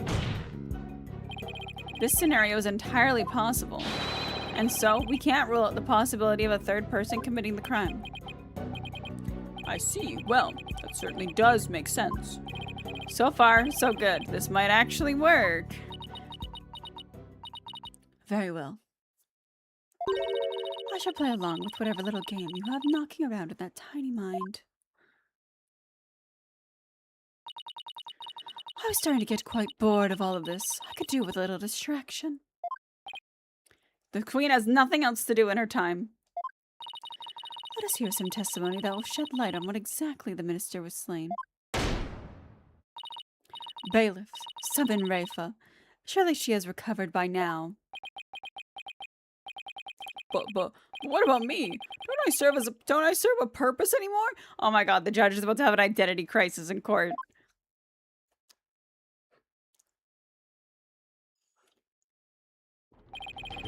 Hope you're feeling better, Your Benevolence. Poor judge, yeah, right? Must I perform the divination seance? What? Oh, no, we merely require your testimony this time. Bro was just trying to do his job, right? How could my testimony be of any value? Your Benevolence? Princess Rafa seems awfully depressed. After what she's been through, summoning her again is like rubbing salt in the wound. Being unable to perform the seance was probably the last straw. I hope she doesn't pass out again. Prosecutor Sedmahi, may I ask you something? Of course, Your Benevolence. I've been meaning to ask you this since yesterday. Did you know about Queen Amara? And about me? From where did you hear such a thing? From Mother, and only yesterday. Rafa was carrying on about telling the truth to the people. So I told her. I told her what the truth really was. For it is up to Mother to discipline her children. I see. Be that as it may, Your Benevolence, it has no bearing upon our trial here today. So there is no need to let it trouble you. I know. Garan told Rafa about something other than Amara's status? Sounds like it, but what could it be? Rafa, the defense has proposed something preposterous. They somehow think your father was already dead when Dirk entered the tomb. But I believe you can prove them wrong, and are you prepared to do what is required of you? Yes, I am ready to testify. Very well then, Your Benevolence. Your testimony, if you please. Tunk, tunk, tunk, tunk. What Raifa witnessed. Raifa. On the day of the murder, I was gazing upon the courtyard from my second floor veranda. So bougie, you guys in your fucking verandas. Raifa's quarters. Everyone's got their own little house. Okay. Around 2:30, I saw my father heading for Amar's tomb. Okay, so he could have died then. Then about 2:15, I saw Barbtad and company enter the courtyard. I saw no one go in or out of the tomb after my father entered at about 2:30. Your second floor veranda. Oh, with all the flowers. Oh, she must be talking about that house facing Inga's private residence. I like that she gets a two-story house, 2 floors, and he just gets one.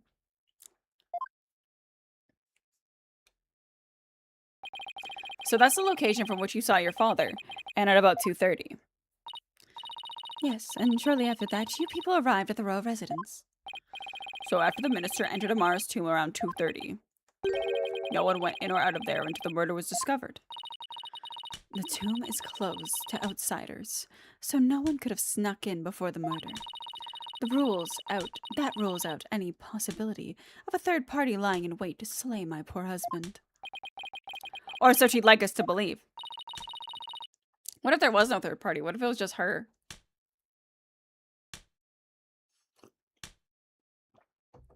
Now, hear me, you useless lawyer. Cease this charade and bow before me, for I, Queen Garan, shall finally have your head. Ugh. She totally did it, yeah. And if she didn't physically do it, she orchestrated it.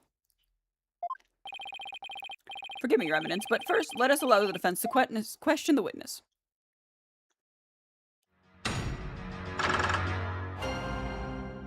I hope she doesn't grow up to be evil like her mom. What Raifa witnessed. On the day of the murder, I was gazing upon the courtyard from my second floor veranda. Hold it! You say you'd been watching the courtyard until we arrived, correct? That seems like an awfully long time. There's much that weighs on my mind. I see. She really does sound troubled. I don't think she's ever fully recovered from the previous trial. Your Benevolence, as Crown Princess, you are destined to rule this kingdom one day. That means there will be many things that you alone must determine.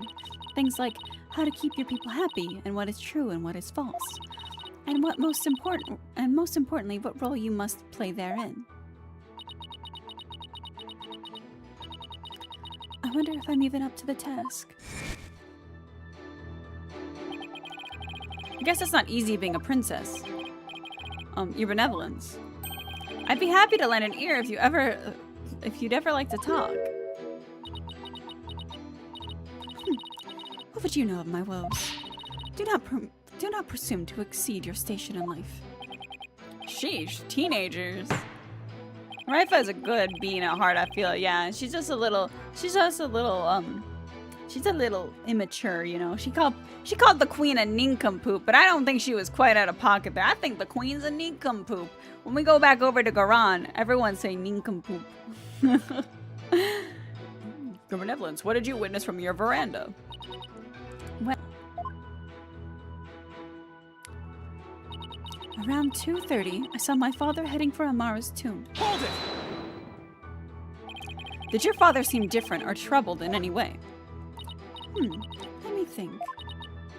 Oh, there was one unusual thing. There was? Yes, a shriek emanated from within my father's quarters. After which I witnessed him bolt outside, his countenance drained of its usual color. He screamed and he was looking pale? What do you suppose happened? I do not know. I know not. Perhaps he had a bad dream. Maybe it was a nightmare about being raked over the coals by the queen. It seems our young lawyer here wishes to hasten his journey to the Twilight Realm. Sorry, that was rude of me. Does the defense believe the witness's last statement to be important? I believe it is. I would like the witness to add it to her testimony. My father let out a scream and came dashing out of his room, his face pale. Hold it! And why do you think he screamed? Was he surprised by someone who didn't belong there? Did anyone else come out? I didn't see anyone else. Just my father. That last statement was seriously lacking in conviction. Should I press her on this? Be nice. Press softly. You have benevolence. Yes. This incident was a real shock to us all. It must have been really terrible for you, but I want to let you know I know how you feel. Please stop. You presume too much. It's times like these that you need something to take your mind off of things. How about we all go on a picnic together or something? Oh, I think I failed. I need no sympathy from you. Go on. Go on your little picnic alone, Hornhead. Well, that didn't go well. Apollo, you have to take a more aggressive approach with people like her. Fuck! Okay, we're going back. Yeah, he's probably right. Now, back to my testimony. Okay, we're going back. We're gonna press her harshly. We're gonna see how rude can Apollo get. He's gonna be like, "Come on, princess, right now." Your benevolence. Let's have some details. The more, the better. Details, you say? Yes. For example, are you sure you didn't see anyone in the royal residence before 2:30? She is not sure of that because there was a dog. Talk about the dog! Well, is that a yes or a no? Foreign devil, I've been gazing upon the courtyard since about 2 yesterday. Yet I saw none other than my father. Oh, and if only I'd stopped him then. I think you've struck a nerve, or rather obliterated one. Maybe I pressed a little too hard. Still, that last statement seemed a little off somehow. So you didn't see anyone except your father in the courtyard after 2 p.m., huh? Please add that to your testimony, your benevolence. I had been gazing upon the courtyard since about 2, but father was the only one I saw. Hold it! Is the royal residence always so empty? Naturally. It is where the royal family lives, and we are few in number. Besides Nana and the little birds who visit, I have no one else to talk to. Is there anything more stereotypically princessy than talking to birds? Oh my god, so the other day I went to the park and I heard a bird call that was like... And it was like that, and I kept doing it back to it, and it kept doing it back to me.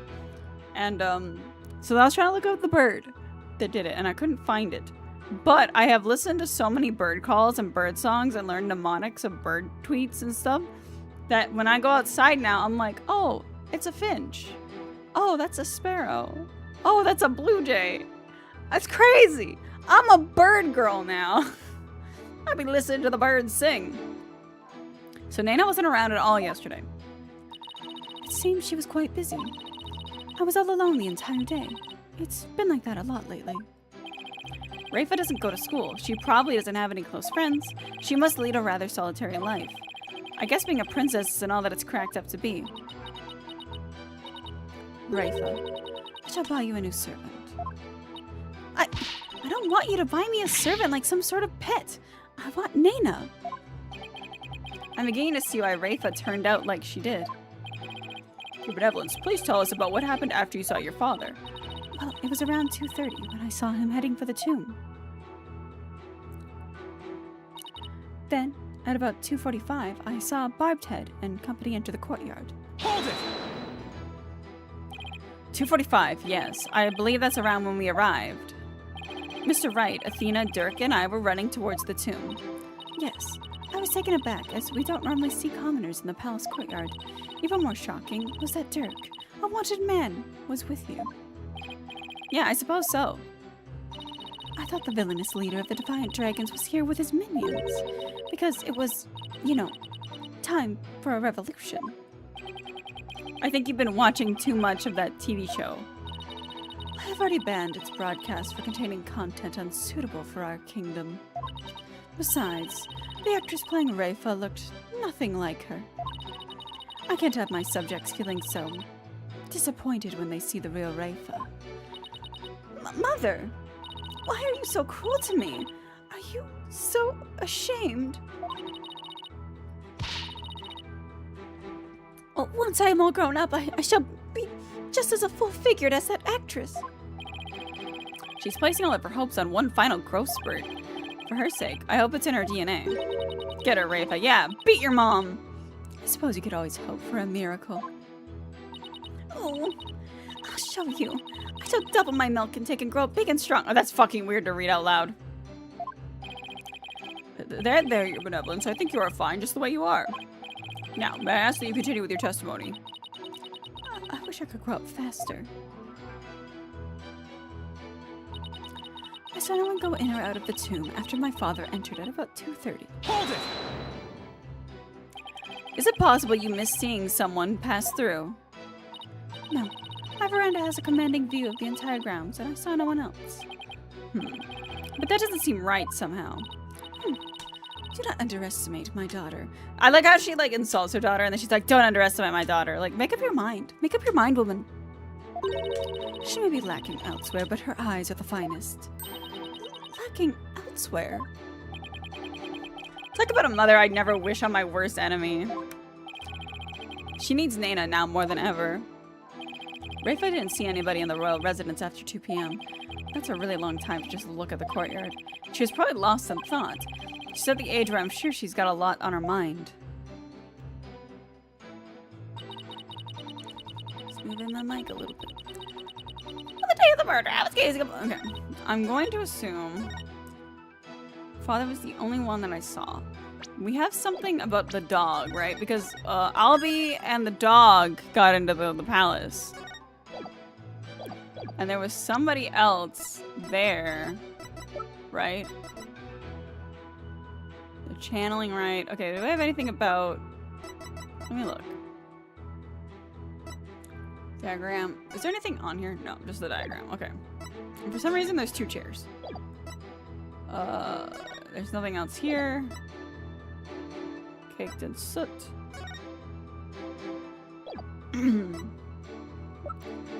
Medication Inga used for his back pain, said to make the pain disappear.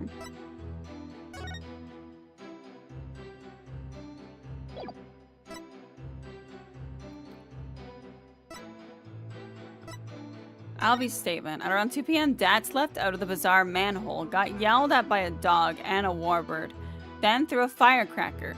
That shocked look on Albie's face had Dax in stitches when the police came along and detained the rebel. The noise shook Shadow, who ran off. When Albie caught up with him in the courtyard, Shadow had what looked to be Nana's hat. Okay.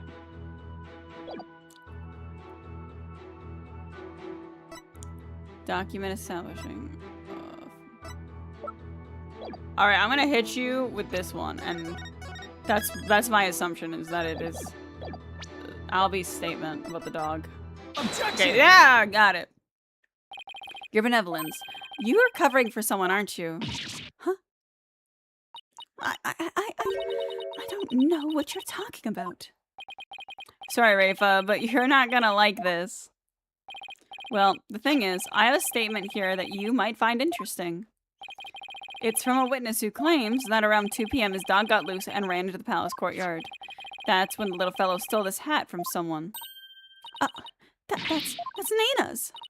I mean, nothing. Never mind.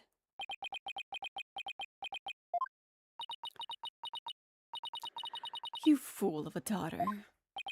It seems the princess made a blunder. So let me get this straight. This is Nana's hat, which means she had to have been in the royal residence at around 2. If so, then you had to have seen Nana sometime after 2 p.m. yesterday. Oh, no! Please, your benevolence, tell us what you really saw.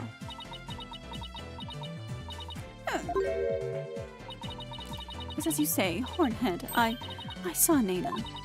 I saw that dingbat dog steal her hat from her in front of my father's residence. I knew it. Why didn't you say so in the first place? Because my mother told me not to. What? Would you care to explain, Your Eminence? I request that you withhold said information, for it is of no relevance to this case. Objection! You don't get to decide. Insolence! If you disagree, then prove that it is relevant to the case at hand. Oh, I will. Your benevolence, please tell us everything you witnessed when you saw Nana. All right. When I saw that dingbat dog attack Nana, I ran to help. I raced from my second floor veranda down onto the courtyard. Wait, that means that while you were coming down, you took your eyes off the courtyard. Yes, but only for a moment. This is crucial testimony. If you took your eyes off the courtyard, it means somebody could have entered the tomb without you ever knowing. Oh. Your benevolence. Are you sure no one else was there? Yes. She's hiding something again. What about Nana? Were you able to help her? When I got down to the courtyard, she was gone.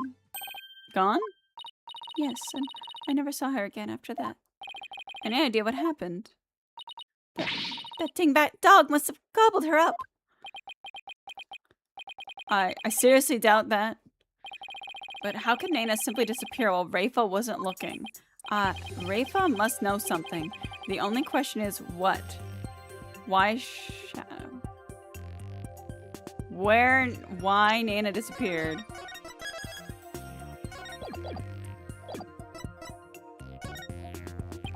Why do you suppose Nana disappeared? Even an educated guess would help. For example, maybe she got fed up with you acting like a spoiled child. You know, something like that. Such impudence. Nana would not leave me merely for acting spoiled. You're not even going to deny your behavior. In any case, it seems I was wrong. Moving right along, Rafa must know something where Nana disappeared. Do you have any idea where Nana disappeared to? What do you mean? Well, during the time you took your eyes off the courtyard, someone could have headed into the tomb. And it just so happens that Nana disappeared right at that moment. No. Wait, do you think Nana had something to do with the murder? I don't think we can rule it out. It sounds like something had kept Nana occupied since the early morning. Plus, she was seen right before the murder and then seemed to vanish into thin air. You're right.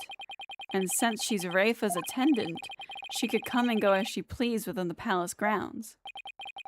Could Rafa's attendant really be the killer? But that would mean...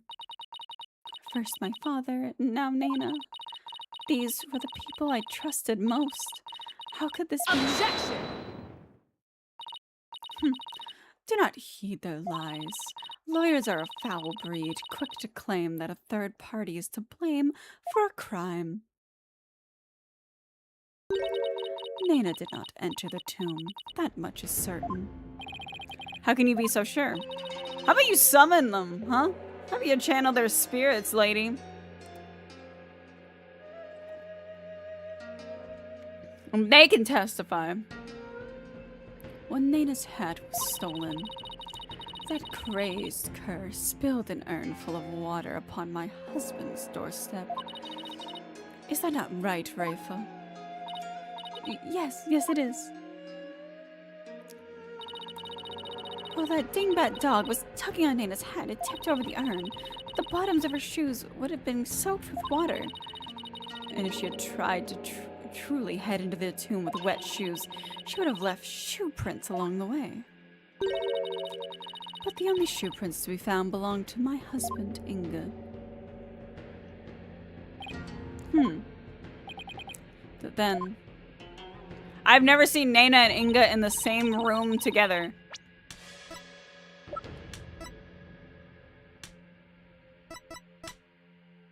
Maybe his beard...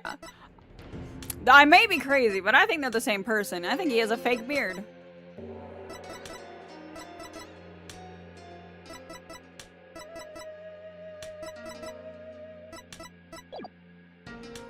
That's right. Nana never did go into the tomb that day. Instead, she entered my husband's private quarters. How do you know? It's quite simple. Shoe prints were discovered in Inga's private quarters. Shoe prints that belonged to Nana. That's right. Edgeworth and I did see some shoe prints in there.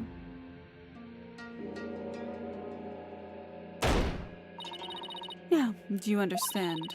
Nana could not possibly have gone into the tomb. And that supposed third person at the crime scene is but a figment of your imagination. Another glorious seduction. All hail the genius that is Her Eminence Queen Garon. Bow down before her glory, witless lawyer. Urdi Hara Garon! Could those guys fanboy any harder? But is it really true? Did Nana not go into the tomb? Excuse me, but Mr. Wright, your benevolence, what time was it when the dog attacked Nana? I believe it was about 2:15 p.m. I see. Apollo, if Nana entered Inga's private quarters at around 2:15 and Inga came out racing at 2:30, pale-faced and screaming, then... I know what you're getting at. Yes, that might explain his scream. Will the defense please share their theory regarding Justice Minister Inga's scream? Certainly, Your Majesty. Minister Inga screamed because... he was attacked by Nana. Maybe he was attacked by Nana. This would make the Justice Minister's private quarters the real scene of the crime. Does your idiocy know no bounds? The minister's body was found in the tomb. Or are you suggesting that the body was moved? I do think the minister was moved from his private quarters. I think the exists. Considering the fact that the body was found in the tomb, I'd say there is a possibility. What utter nonsense. Rafa had been watching the courtyard. Yet you would suggest that someone could have transported the body unnoticed. You have a point there. In that case, I'd say there's no way that the body was moved. After all, there was an awful lot of blood in the tomb. I understand if the scream was in reaction to Nana's attack, but Inga died in the tomb. We need to explain how those two realities could coincide. How are we supposed to do that? Inga is Nana. Oh, maybe. Maybe where he was stabbed and where he died are two completely different locations. What do you mean? It's just, let's look at this simply as possible. If the minister's body wasn't moved, he might have been stabbed by Nana in his private quarters, but then died in the tomb. I see. On one hand, that seems plausible. On the other, it seems decidedly implausible. Prosecutor Satanahi, what is that fool babbling on about? Is this a riddle from one of those fortune cookies Americans seem so fond of? Perhaps, but I believe he himself does not know what he means to say. In all likelihood, it was a poor attempt to confuse us. We should simply ignore him. Objection! Shut up! Don't call my bluffs. I wasn't finished yet, so hold off on the analysis, would you? The autopsy report never stated that the minister's death was instantaneous, so he could have conceivably moved from one place to another after being stabbed. Oh my, are you? Are you suggesting he ran away to the tomb with a knife sticking out of his back? Well, yes, that's the gist of it. In short, Minister Inga saw Nana with a knife, led her to scream, and when he turned his back to her to flee, right, and then that's when he was stabbed from behind. Well, Your Majesty, does my theory hold water? No. How dare you bore me like this? You are a humorless moron, spewing endless streams of unamusing drivel. I wasn't trying to be funny, Your Eminence. Prosecutor, enlighten this ignorant clown in lawyer's clothing. Your Eminence. Ha!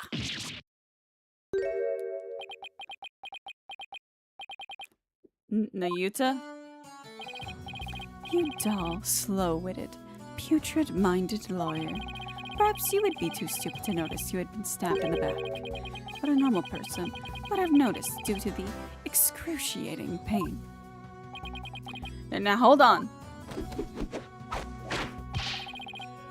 Allow me to teach you the meaning of pain. No, please stop! Nayuta has a point. Normally, most people would notice a dagger in their back. Yeah, I doubt someone could ignore pain like this. Still, in this case, it's the word normally that should be emphasized. Apollo, take another look at the court record. Right. There must be something that explains this. How much drug did he have in his drugged system? There's a reason Inga didn't feel any pain, and the defense will submit evidence proving just that. Oh! You took him aside? Did he like it? Oh. He's very mad and brought him back in. Oh no! Oh, it's so cute! Oh my god, she went out on the balcony and he got to sniff things. Oh my god, the little baby. Very well, please present your evidence. Why didn't Justice Minister Inga notice that he had been stabbed? Take that! Those are my father's painkiller shots. The defense will explain the significance of this evidence. Minister Inga suffered from terrible back pain, so he often injected himself with these. We are told that the one shot in the back would make all his pain go away. With this, it's easy to explain what happened. Don't tell me you didn't know about these, Your Eminence. You can't mean.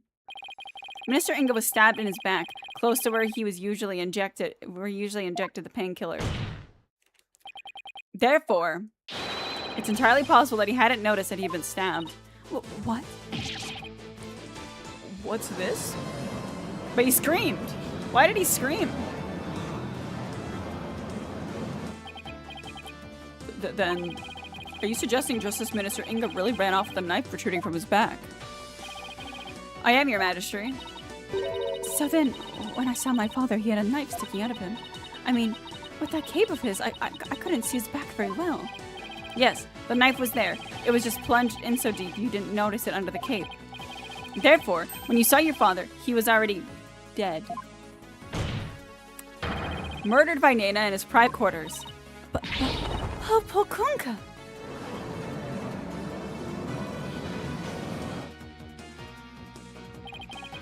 Holy Mother of Quran, are we dealing with the living dead here? Well, technically, he wasn't dead yet. I know it's hard to believe, but this is a plausible sequence of events. We need the divination seance, please. And once Minister Inga arrived at the tomb, he could have removed the knife and dropped dead from blood loss. Nena killed my father. There must be some mistake. Or Dirk just took it out. The defense would like to call Nena to the stand. You seek to drag an innocent woman to the stand with no proof whatsoever. Well, there's no real proof, but... What a tangled web of expedient lies you weave.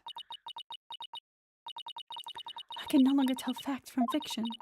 Who or what shall I believe in now? I'm sorry, Rafa. All I've done is confuse you, but I have a sneaking suspicion Nena's involved in this case one way or another. Just when I thought we'd blown this case wide open, well, there's no turning back now. You fool of a lawyer. I know why you are so desperate to prove the accused innocent. You do? Yes, because he faces the public execution if proven guilty. As shall you, under the stipulations of the Defense Culpability Act. From the moment you accepted this case, you had no choice but to fight for your lives. Isn't that fun, though? Don't you like it when your opponent fights? No, the simple fact is I've always believed that Dirk is innocent. Still, you cling to your pretense. Very well. I shall offer you a bargain. If you'd admit that the accused is guilty right here, right now, I shall overlook your crime of abetting him, and you will not be subject to execution. Is this some sort of joke? Far from it. As queen, I have the power to grant pardons, even to criminals like you. And with the wave of my hand, I can even reduce the severity of a sentence. Perhaps, even for Dirk, should you be willing to cooperate. She wasn't kidding when she said that she's the law here, but to flaunt that power in our faces like that, that's just wrong. Forget all that has transpired in our kingdom and return to your own country in peace. Well, will you abandon your defense of the accused and accept my generous offer? If I don't take this deal, we'll be executed along with Dirk if he's found guilty. What should I do? I really just want to... I remember doing it with Phoenix in the very beginning with Albie and being like, no, I'm out. So I want to just save and see what this gets me. Will it be another fake answer, like a fake choice, or will it be real? I must know. I must know. We'll be executed if we lose this trial. Poor Trucy will lose her father. But she'll gain Athena as a mom. I feel bad for Athena too. And besides, life is precious. It's not something you should gamble with. Still, I made a promise. And there's one more person I can't abandon in this time of need, which leaves me with only one choice. Nice try, Garon, but it looks like you don't know what justice is made of. Oh, goddamn. We won't kowtow to the threats like that, Your Eminence. Mr. Wright, I'm sorry, but I can't back down now. I don't want to drag you into this, so don't worry. I'm with you, Apollo. To the bitter end, if need be. And while I can't say I'm used to it, this isn't exactly my first rodeo. But if I found guilty, you'll get the death penalty too. Even knowing that you still want to defend me? I don't know what happened in the past, but it looks like everyone in this country considers lawyers to be liars.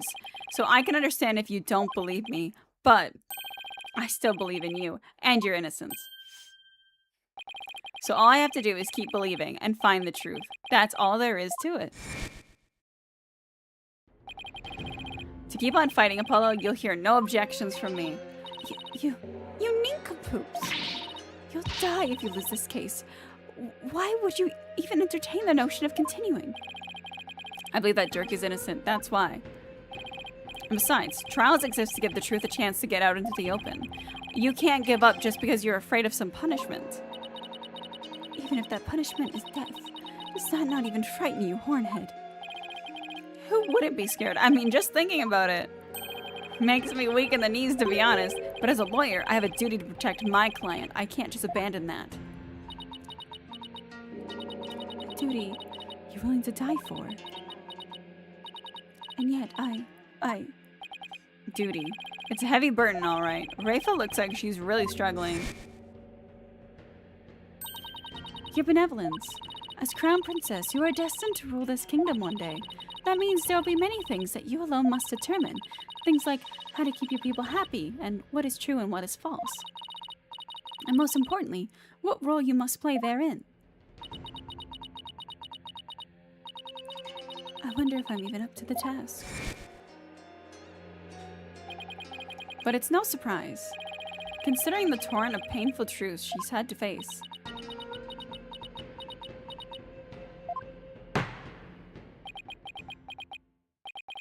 Very well then.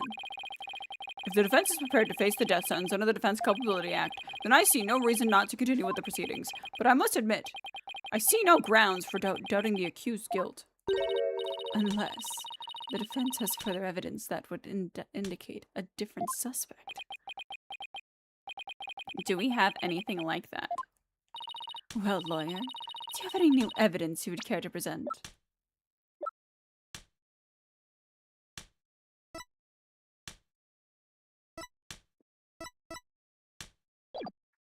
I don't know, but we can try. Or shall I have the executioner start his preparations? If she thinks I can't do this, she's got another thing coming. But first, I have some serious thinking to do. I'd say that new evidence indicating a different suspect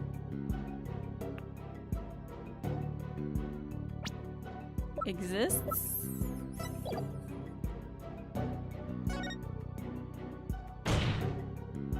Of course I have some new evidence. Oh, do you now? How very interesting. Why doesn't she sound the least bit concerned? No, I can't let her get to me. I just have to keep pressing forward. This new evidence points to a different suspect. I'm gonna go. We're gonna try. Take that!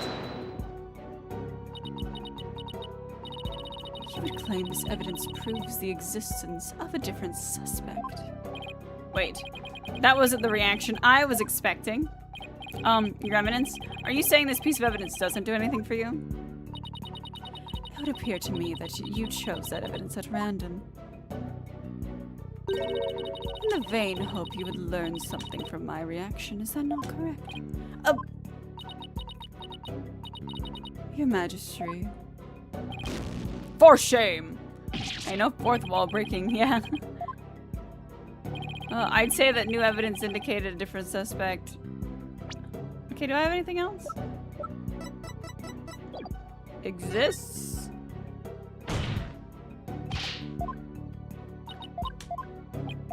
I'm just curious if any of this.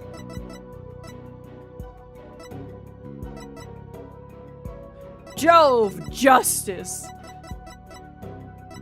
Let me just hit it with that. What if?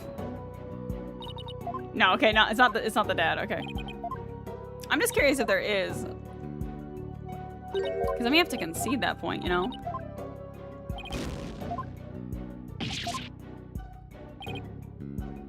Exists.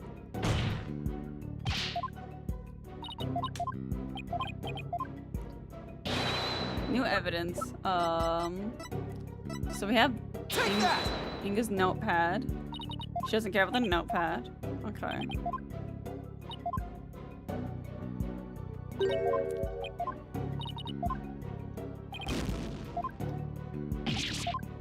Okay. What if I hit her with the Founder's Orb? I think that'd be really funny.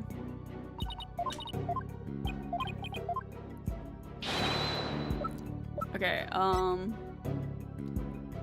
Take that!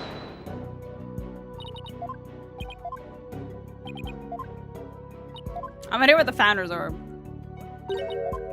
This might be a dead end. I'm gonna definitely reload, because I'm out of HP once I do the next one.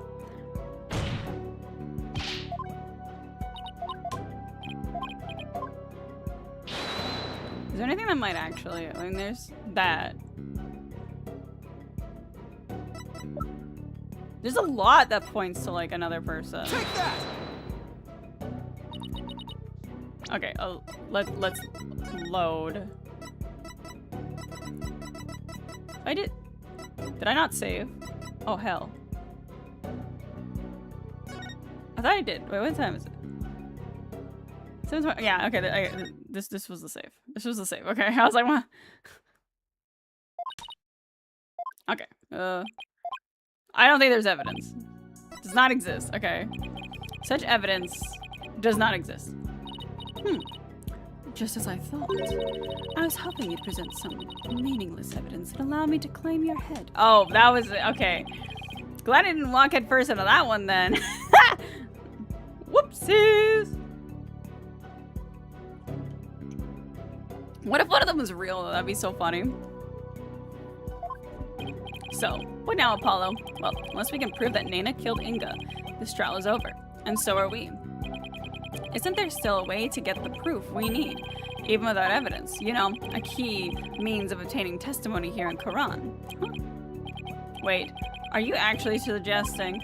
It certainly won't be easy, but it's worth a try. Your Majesty. A crucial step in uncovering the truth behind this case has yet to be taken in this trial, but I'm positive that I can back up our claims with this one step. You mean you will be able to prove that Nana killed Justice Minister Inga? And just how do you propose to do that?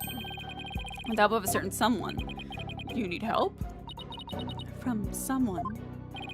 Well, I can't imagine who it could be. But I suppose I must ask. Whose help do you need to uncover the truth? Take that! But with that it's... Me? Here in Quran, legal proceedings include the viewing of the victim's final moments. But that requires your benevolence's help. Such information is just as vital as any other piece of conclusive evidence. If you're right about this, Rafa's power should enable her to see the very moment Nana stabbed Inga. It will be hard to watch your father's murder, but it is the only way to uncover the truth. Your benevolence. We need you and your power. You need me? Objection! Wretched simpleton, do you not see what ensued in the previous attempt? You would only succeed in wasting more time, or is it your goal to make her collapse again? Objection! The princess said she was prepared earlier. Besides, it's her duty as a royal priestess. I'd say it's all up to her now. Am I prepared? Prepared to fulfill my duty? Isn't a divination science required at all trials anyways? If so, I imagine there'd be a problem with handing down a verdict without one. Indeed, it would be problematic. Under Kuranese law, a seance must be conducted before a verdict can be given. Such insolence! Yikes! Must you try my patience so? If I must dispense with that vexing law, then dispense with it I shall. As ruling sovereign of Quran, I proclaim the following. Oh my god, she's writing with her nail. Oh my god. Crazy. Henceforth, the divination seance shall be optional. What? She has the power to do that? I think that's illegal. She just rewrote the law with a flourish of her hand.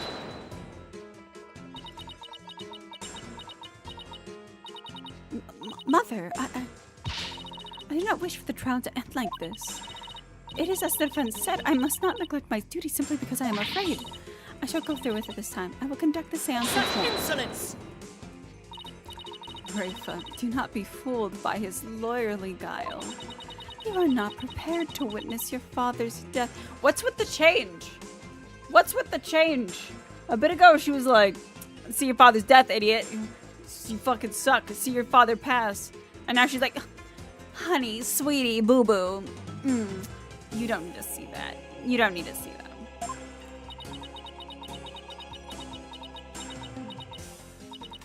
But Hornhead needs my help.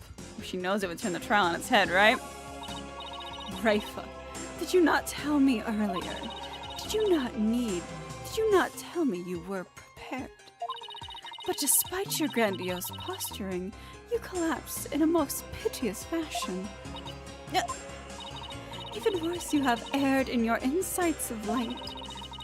For has not the barbed one there overturned them more than once? Oh, you cannot be trusted to keep your word, nor can you reveal the truth through your insights. So I say to you, begone. This sacred hall of justice has no need for such a worthless royal priestess. Worthless? Wow, how can she say that to her own daughter? So, Mother, you think me worthless? Objection! Her benevolence says she can do it, doesn't she? So I don't see why you have to condemn her before she even's made the attempt.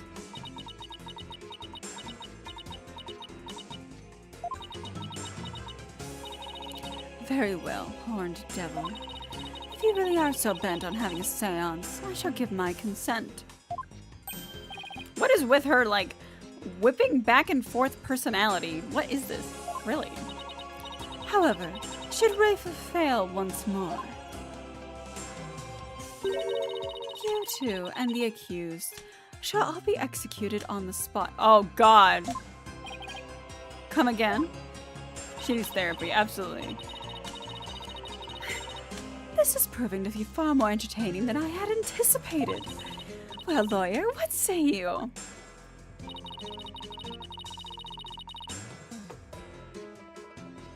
Do it, Rafa. I got saves coming on my side. Do it! I hate the seances, but you gotta do it. I don't think you're worthless. Your benevolence, far from it, in fact. If you say you can do it, then I believe in you. Horned head, I do not understand. If I fail, you will be put to death. We believe in you, Rafa! We believe in you! Princess Rafa! I know you collapsed during your previous attempt.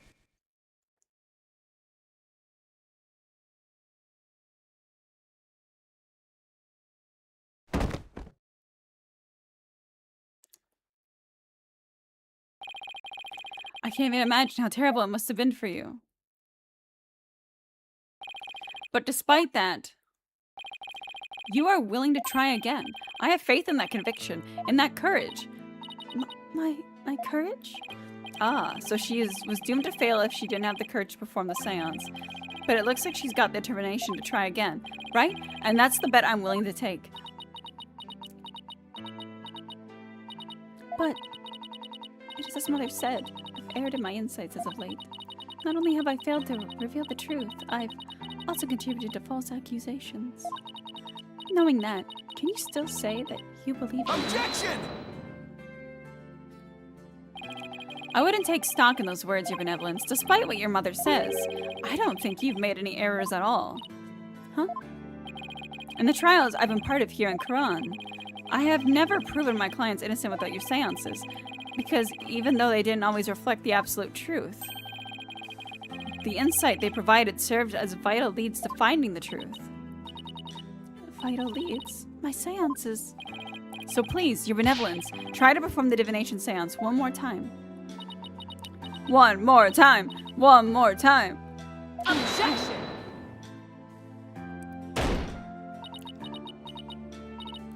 Rafa, stop this madness. It is for your own good. You are ill-prepared to face your father's death. Go. Leave the sacred hall at once.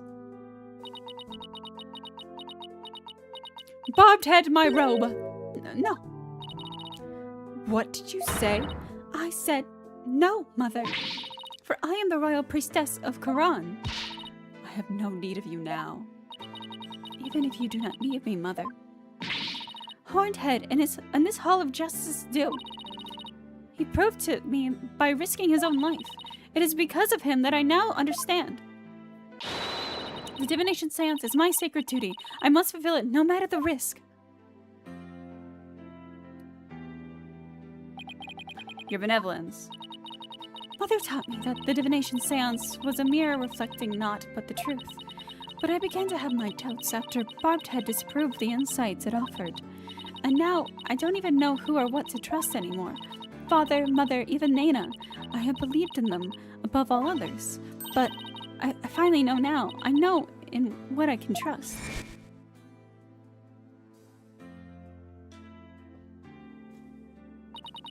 The royal priestess must debate each seance with the presiding lawyer and prosecutor.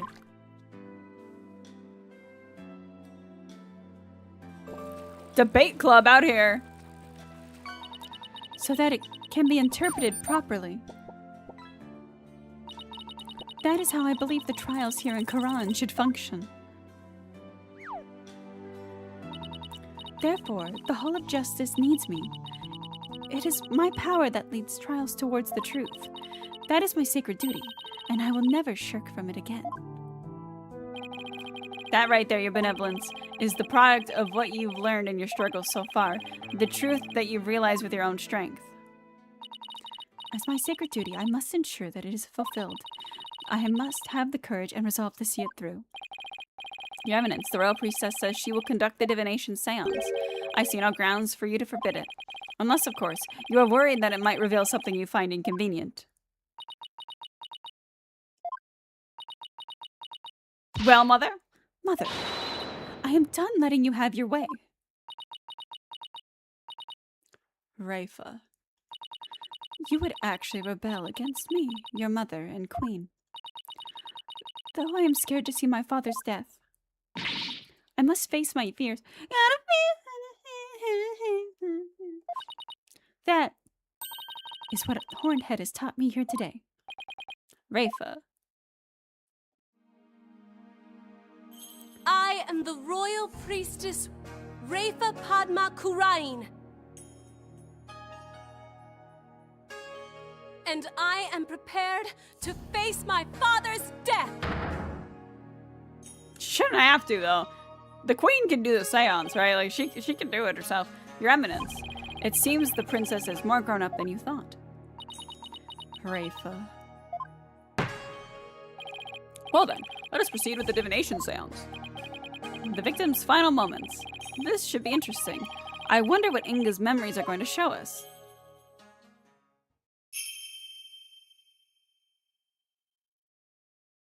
O Holy Mother, we hold this divination seance in your name. Let the eyes of everyone here be clear. O dance of, so that we may receive. Okay, I didn't know I could match through that. I don't want to. I know it's the last time. It's probably gonna be, but this thing takes forever to get through. There's already the. Oh, you can skip it, but I mean it's like the last time, so we shouldn't skip. I didn't. Okay, it's the last time. I didn't know you could skip it. I was like, skipping cutscenes in Ace Attorney? That's a thing you can do. Let's just watch it one more time. This is probably the last. This is the most conviction she's ever had to do it. Look at the conviction in her eyes. My own phone told me that I was streaming. It was like, hey, streamer, you're streaming.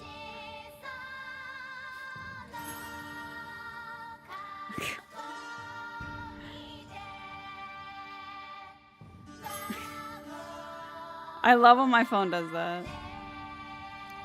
I want Rafa and the seance back in A7 upgrade to make the victim's hearing audible. I think it would be cool if it was upgraded. I don't particularly enjoy the seances. But you know, if the next game ever exists. Just like Kingdom Hearts 4, if it ever exists.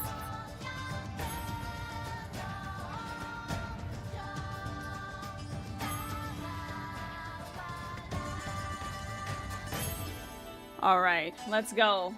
Let's go, Puddle. Show the truth. It will, after Final Fantasy VII Part 3. Ace Attorney 7 won't come out till Final Fantasy 7 is over. You have to. You can't have two 7s at the same time. Oh. Ooh. Ooh, he drinking his yummy wine in the tomb. Ooh. Yummers. Ooh. And he went and walked over there. Footsteps. He's like, man's voice. Man's voice. He's like, oh yes, Holy Mother, I. Oh, and then he gets stabbed.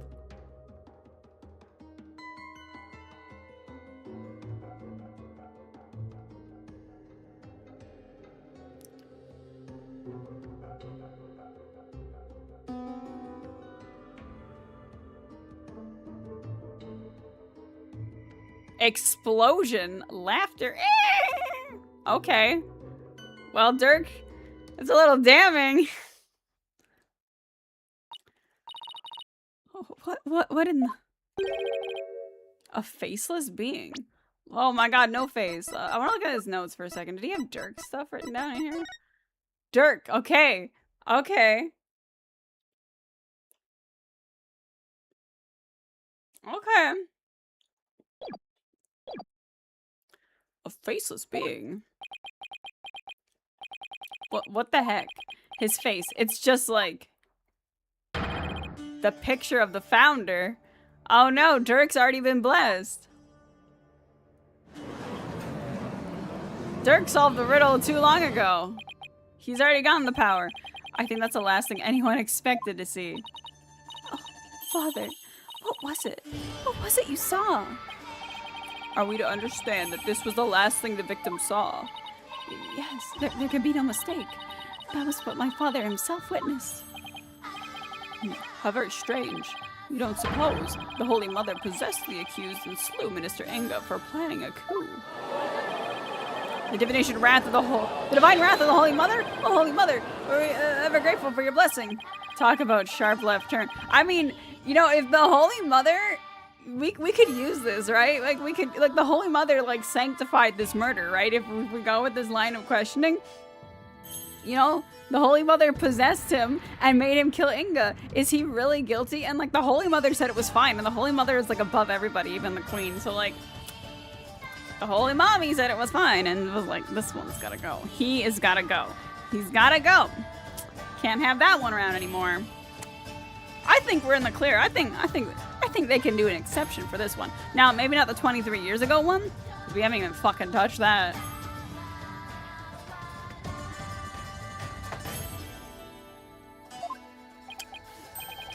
You know, there's one thing in there that caught my attention. What was it, Apollo? The laughter. That laugh. Who does it belong to, and why are they laughing? Who knows? Though I suppose it could be Dirk after he slew my husband. I think so like, this is gonna be all about auditory, right? Because who's the man's voice and who's laughing, right? But there's no actual audio for you to hear. And if there was, it'd probably give it away, right? I think the founder hit her face as a measure against being channeled by just anyone. I mean, that would make sense, right? Never let anyone know your next move. Don't bring me back. Gosh, I want to rest in peace. The pain came from behind him. Dirk's vision was in front of him after he collapsed, right? But yeah. Who knows? Uh-huh. But that figure didn't even have a mouth. We got a shapeshifter amongst us. And what if, okay, so like he has, the thing is that's making me question everything is like, Inga has these notes, right? So there's like the purple hat, glasses, diamond shaped tattoo under forehead, a bit of all these stuff. And so there's Dirk and Phoenix and Nana. So what if one of them, they have Dirk and Nana and there's Inga. So what if someone's just, I don't fucking know. What if Dirk isn't real? I don't know. What if Dirk has been Inga the whole time? I don't know. That can't be possible. They talked. I don't know. Someone's not real and somebody is two people at the same time. I think we're done here, lawyer. How so? You claim that Minister Inga was stabbed in his private quarters. I mean, the knife could have been pulled out of his back. And yet, feeling no pain, went to the tomb, where he eventually fell dead. He drank his wine, too. Wait, on pain meds. Oh. Bro may have just stabbed himself. He's like, life's done. But the seance vision proves he was stabbed in the tomb and felt great pain, no less. Uh-oh, that. Yeah, we did meander about that for a while for no reason other than the pad that's out, right? Therefore, as I asserted all along, it was the accused who stabbed the minister in the tomb. Everything just backfired big time. Wow, Garan has the devil's own luck, doesn't she? Now then, shall I give voice to the soul of the deceased? Listen well and heed these words.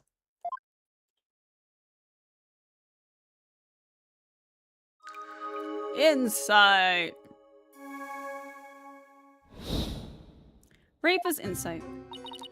At around 3 p.m., my father was waiting in the tomb to make the hostage exchange. He was drinking grape juice while gazing upon the picture of the Holy Mother. He had been waiting vigilantly when suddenly he heard Dirk's voice. The next moment, he was stabbed in the back and collapsed. My father tried to shoot his attacker, but he missed and the attacker let out a laugh. So what now, Mr. Wright? It's up to us to knock holes in Rafa's interpretations of Inga's memories. In other words, we need to prove that her understanding of them could be mistaken. Okay, I'll give it a try. I like that we just got a tutorial. At around 3 p.m., my father was waiting in the tomb to make the hostage exchange. Wait, go back. Sour. Is sour gonna be... Wait, fuck. Is sour gonna be important? Sour. Red. Why is it like that? Wait, can I go back? Is that just gonna say taste? Grapes, sour. Oh wait. Taste, smell, sight. Chicken grape juice. Oh wait, no. Play.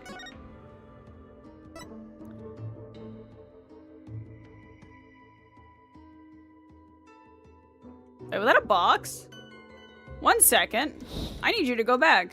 Oh wait, no, that's that. Okay, that's the thing with all the soot in it. Incense, footsteps. Man's voice.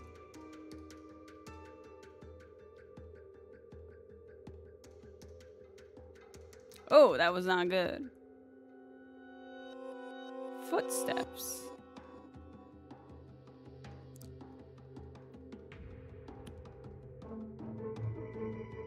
Right in front of the Holy Mother like that. I can't believe he didn't shoot. And then explosion. And then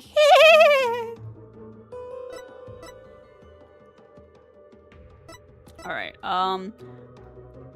you heard Dirk's voice. Okay, I guess that's what I'm going to go off of. I'm going to assume it's the voice, because do we know that it's his? I don't know how this is gonna... Oh, fuck. I don't know how this is going to... Just his man's voice. It doesn't say it's Dirk, right? Like... Your benevolence, there seems to be an inconsistency in your interpretation. An inconsistency? Where? Minister Inga is far too relaxed for what was supposed to take place. Oh my god, was this actually oh my god. When he heard the voice you claimed to be Dirk's, he didn't seem the least bit alarmed. He just kept looking at the picture of the founder. Naina's been blessed. Naina's the founder. That's strange, right? He was waiting for Dirk to arrive with the founder's orb, but when he heard that voice, he didn't even turn to look. Do you think he would have been worried about being attacked from behind? Then whose voice was it? It was likely someone whose presence wouldn't have alarmed him. Someone like a friend. Objection! But there was no third party at the scene of the crime. Therefore, the voice can only have belonged to Dirk. I want Dirk to take his face off and be like, I've been Naina all along, you know? The voice of a third party who wasn't there in the tomb. Apollo, don't we have something that could reveal the owner of the mystery voice? Do we?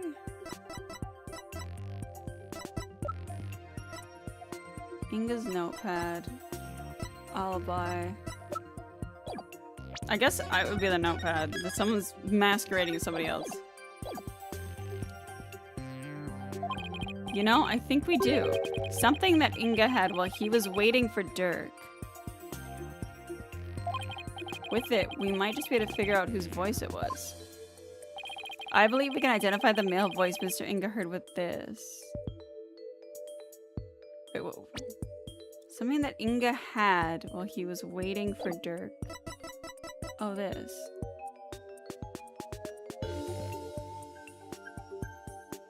Seems to belong to Dirk. A fingerprint was found on the inside of the lid.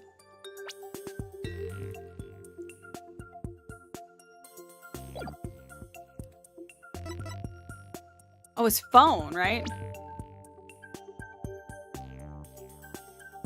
His phone. He had a phone. He had a phone with that.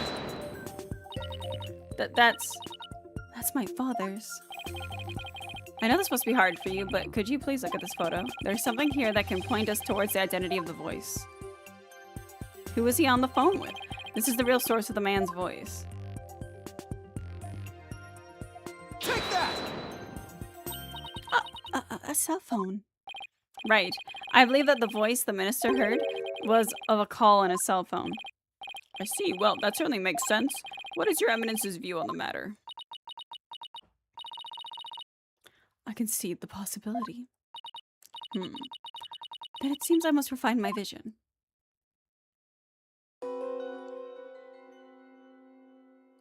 Subordinates' voices. It appears the voice belonged to one of my father's subordinates.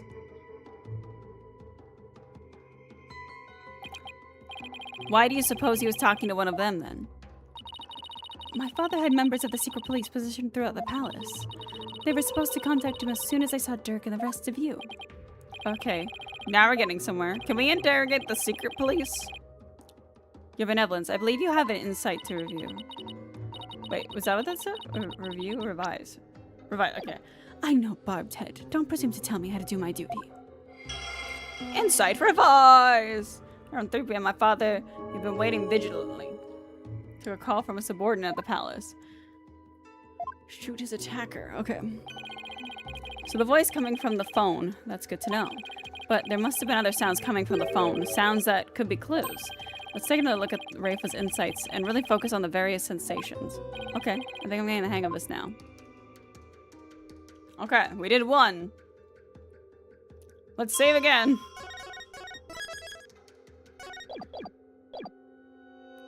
Alright, sour, drinking, gazing upon the picture of the Holy Mother. Phone to a call from a subordinate at the palace. There was no, when did his phone ring?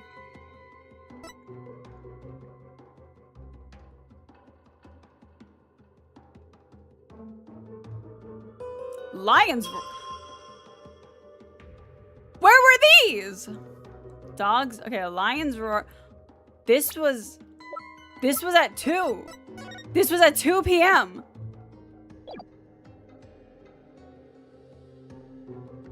Okay.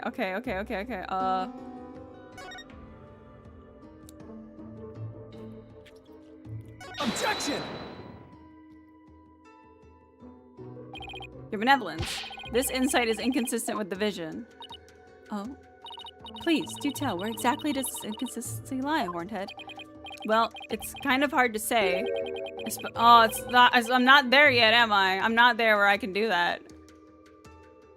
Especially when you put on me like, oh, because this would be at 2 o'clock. He was in here at 2 o'clock. The defense will only present opinions that won't collapse under pressure. Oh my god. No, I guess I'm gonna take a closer look at the insides of vision before I try again. Okay. Subordinate's voice, footsteps. Lion's roar. Dogs bark. Ah, rah, rah, rah.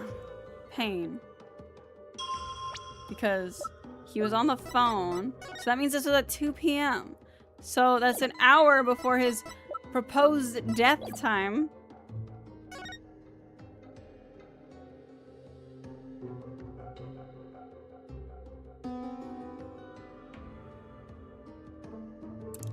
Dog with knife in mouth, yeah. But he missed and the attacker let out a laugh. Explosion. And then giggles. He was stabbed and then collapsed. So, the way I'm assuming this happened, let me just pause. So the way I'm assuming is, oh, I don't have a my mouse. Is my mouse? Yes, okay. So, his gem thing was covered in soot. Yeah, and it was in this one. So, the attacker was hiding in here, whomsoever it was. He walks up here to look at this beautiful painting of the Holy Mother, and he gets stabbed in the back because there's blood stains on the sarcophagus, right? I don't know where they go next. I guess they come out and around, you know, whatever. And they're like,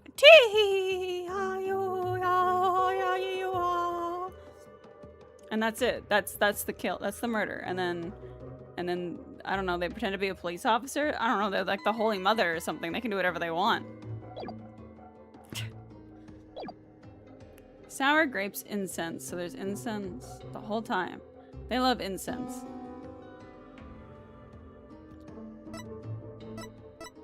My father then took a call from subordinates at the palace. They weren't at the palace! I'm gonna try that. Okay. I forgot. I thought it, I got a little ahead of myself.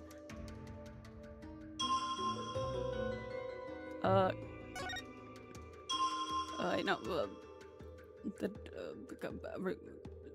The select. No, that's gone now. Oh no. Rewind. Oh, and play.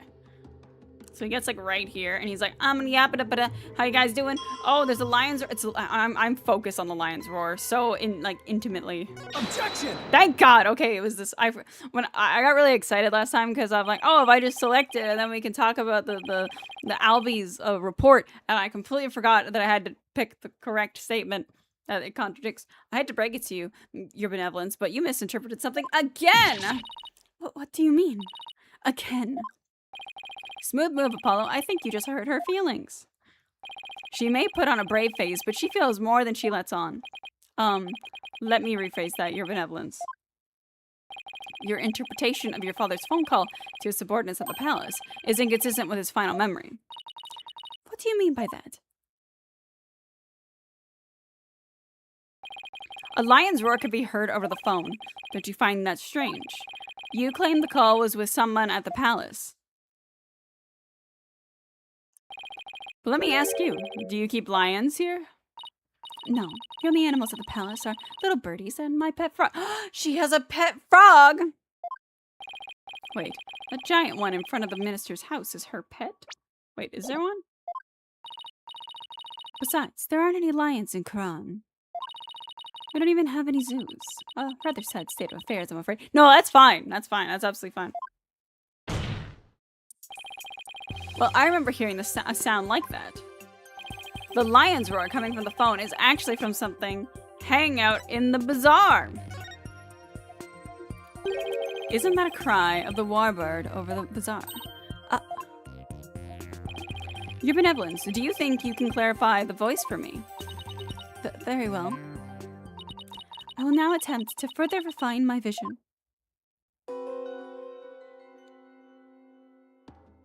Warbird's cry. Oh, what's this?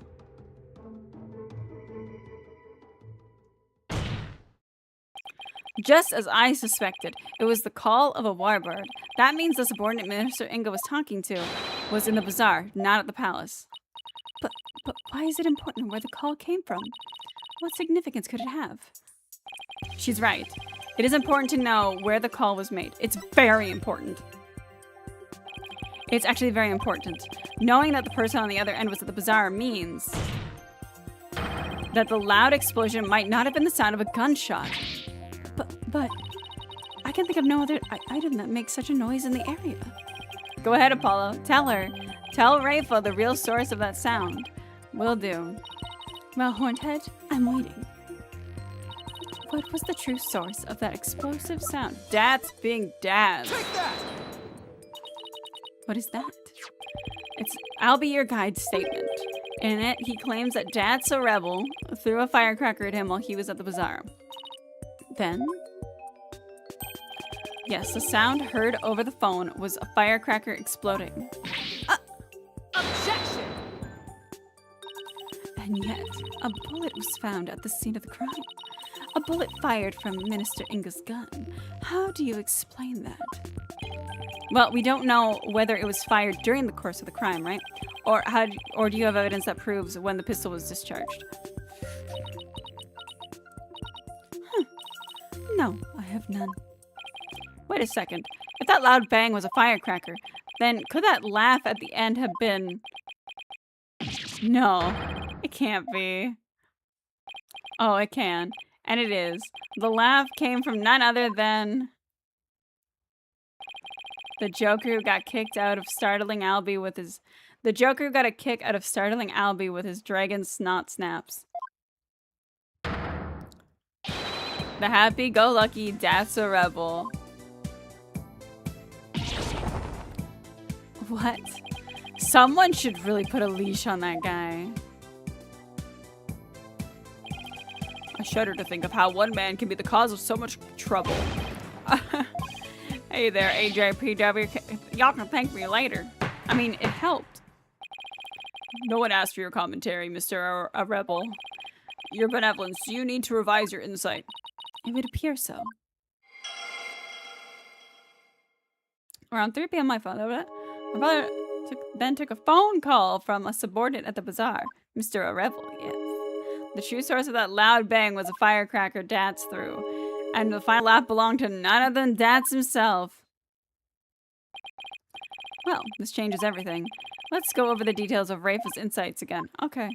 I think I've got this down now. It's time to find another inconsistency. That's killed him. Father was waiting in the tomb to make the hostage exchange. Let me save again. I'm gonna say also. I'm gonna be right back. I haven't used the. I've drank a lot of liquid, and now I have to go to the washroom. I will be right back. It's a good time to stretch a little bit and you know all that stuff. So I'll be right back. I'll be your guide, but when I come back.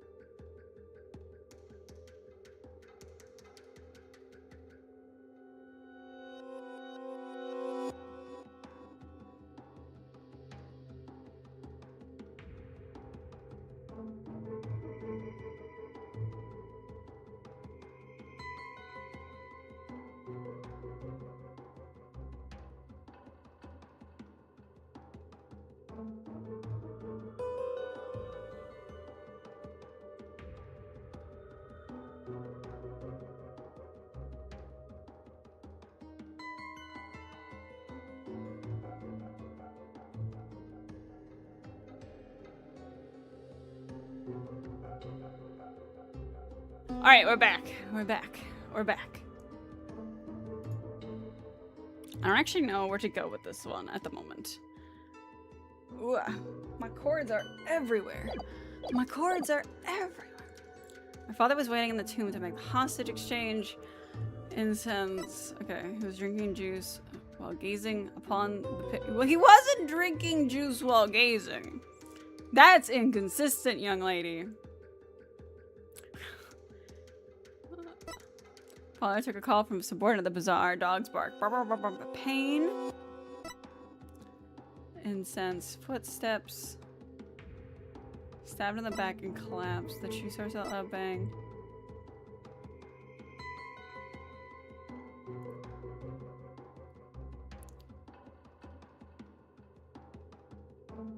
Explosion. Laughter.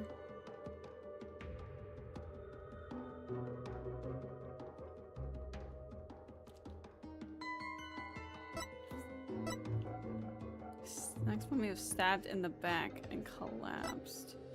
He's drinking grape juice while gazing upon the picture of the Holy Mother. It was around 3 p.m. My father was waiting in the tomb to make the hostage exchange. Well, it wasn't 3 p.m. actually, it was 2 p.m.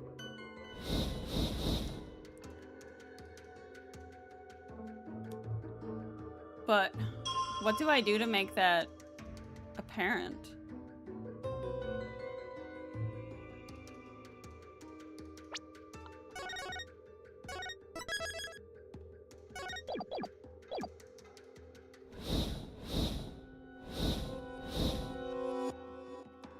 Let me look at the...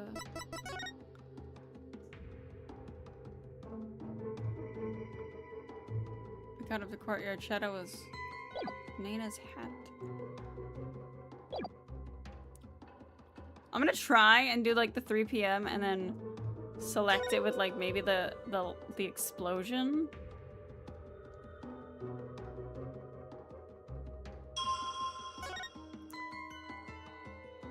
Objection! That was right? Oh my god. Look, I'm so smart. I'm so smart. Okay, I didn't know that was gonna work. Your benevolence, there's a glaring problem with this insight. There is? You stated that the murder happened at around 3 p.m., which is right around the time my client arrived on the scene. However, now that we know that the source of the it's kind of annoying that they didn't just clarify this with the last statement. It's a little much of a kerfuffle, you know, when we had the whole statement of like the warbird and the dog and Dad's laughing, but they couldn't clarify the time when they're like, oh, this is at 2 p.m. Now let me know what the source of the loud bang is. Your insights conflict with a certain piece of evidence. I suppose I have to ask the obvious here. What evidence conflicts with the claim that the murder occurred at 3 p.m.? Take that! To establish where the subordinate was. Yeah, but we established that it was this feels like it's just a logical conclusion of the thoughts. Instead of just being like, back to the minigame you go. With the same piece of evidence that you could have just read in full when we brought it up and been like, oh look, this happened at 2 p.m. So I guess this didn't actually happen at 2 p.m., Rafa. Or 3 p.m. We have more inconsistencies here. I'll be your guide's statement again. Yes, because to summarize what he said, at around 2 p.m., Shadow was surprised by a firecracker and ran into the palace courtyard. Around 2 p.m. That's right, 2 p.m., not 3 p.m. Ah. Are you suggesting? I think you know where I'm going with this. Dad's laugh, the cry of the warbird, and the bang of the firecracker are all heard right before Minister Inga's death. Thanks to Albie's statement, we can put a definitive timestamp on all of these sounds. Therefore, Dirk wasn't even in the country. What this vision shows is that it is extremely likely that the deceased's final moments were at 2, rather than 3, as we had originally thought. Dare I ask? It means the murder took place a full hour before Dirk entered the tomb. But Pokunka? How can this be? Are you saying that I, the very personification of the law, have been mistaken? Oh, she lost her nails. Oh, she's getting a crash up. Now you see why justice will always prevail. Well, Dirk didn't do it. Thank you. Peace. Peace, I say. Now then, defense. I must remind you that the figure of the accused is clearly shown in the vision. How do you explain that? Inga's notes. I wouldn't say it was clearly shown. After all, the figure didn't actually have a face. Ah, you are absolutely right. Without a face, we can't be certain of who it was. Furthermore, I remind you that the vision is from 2 p.m. Dirk was still with me and Mr. Wright, which means the faceless figure couldn't possibly be him. So then, what are we to make of this 1 hour difference? Wait, to 2 o'clock. That's when my mother was performing the rite of channeling. Dirk's actually dead!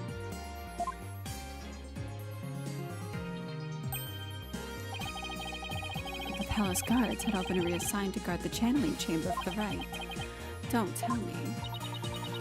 The royal residence, it would have been virtually unguarded.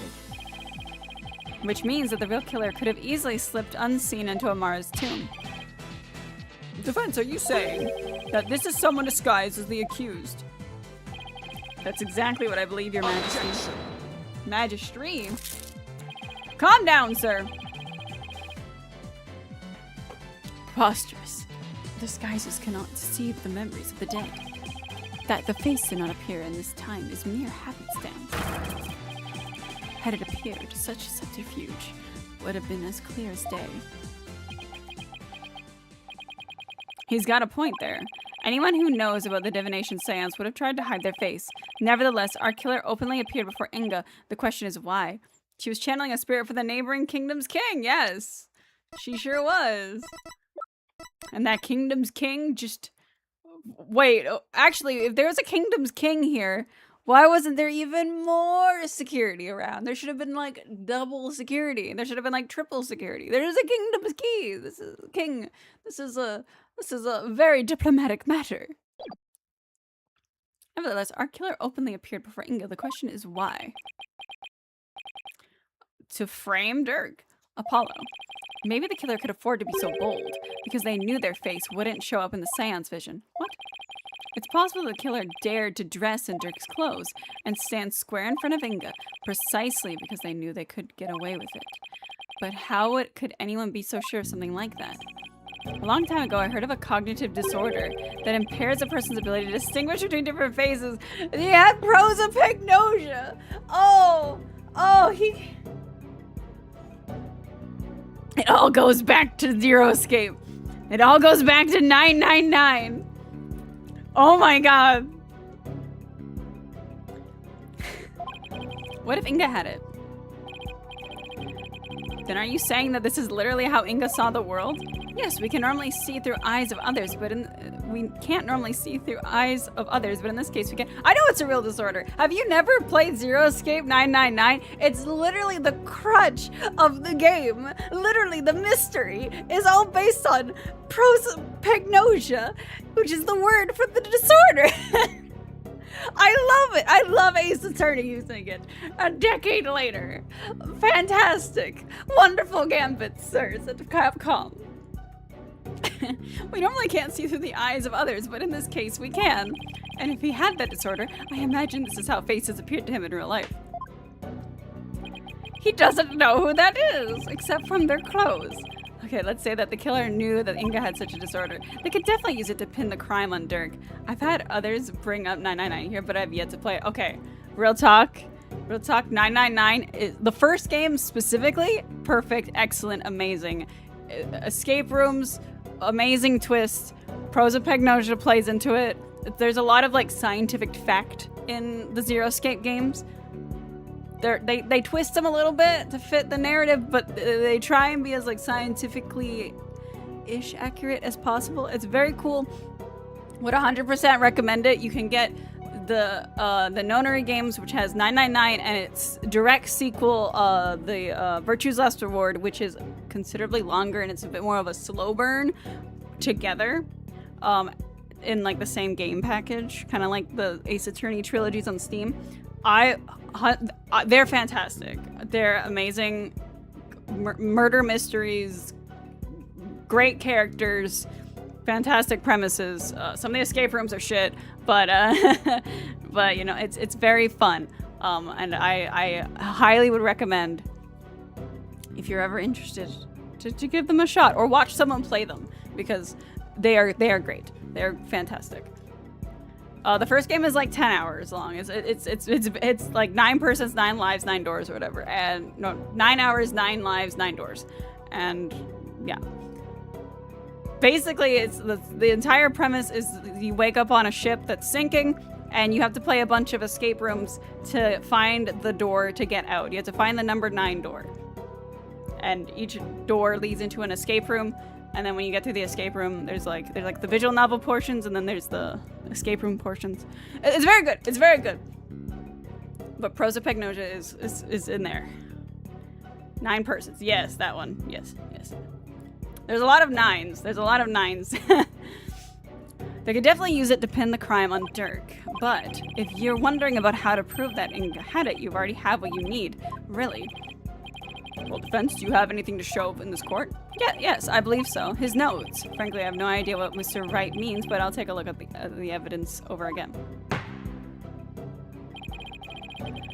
What explains why the face of Mr. Inga's killer is absent in his seance vision? Take that! A notepad. Yes, it was found in Mr. Inga's room, and it holds the answer we're looking for. Also, if you like Zero Escape, then it has like a spiritual successor, not exactly, but it's by the same guy. That is like the Isomnium Files. The first game is absolutely amazing. The other two are if you like the characters and the concept. The second game's twist, amazing.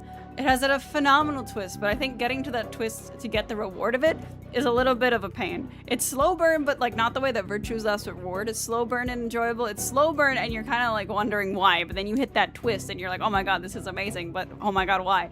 And then the third game is just fun, wacky escape rooms for fun. As you can see, it's filled with detailed notes on various individuals, what kind of clothes they wear, hairstyles, and other discerning physical characteristics. And this is connected to the faceless nature of the killer. How? The vision we saw was exactly what Minister Inga saw with his own eyes. It is he who saw his killer as a person without a face. In fact, this is how he normally saw everyone around him. What's this? I believe Minister Inga had a disorder that prevented him from recognizing faces, and it would explain the faceless being. And why he needed a notepad full of people's physical characteristics. Now that I think about it, my father was always terrible at remembering people. By simply changing my hairstyle, he would fail to recognize even me. Your Eminence, you knew that your husband had such a disorder, didn't you?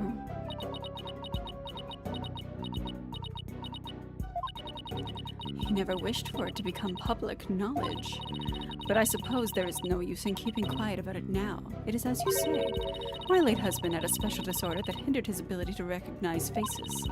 The medical term for it is prosopagnosia. So Mr. Wright was right. The memories of those afflicted with such disorders in life do appear strange at times. There is precedent for this. So the killer likely knew about the disorder and used it to their advantage. Ooh, I wonder who that could have been. Right, so they were someone who was both knowledgeable about divination seance and aware of Inga's affliction.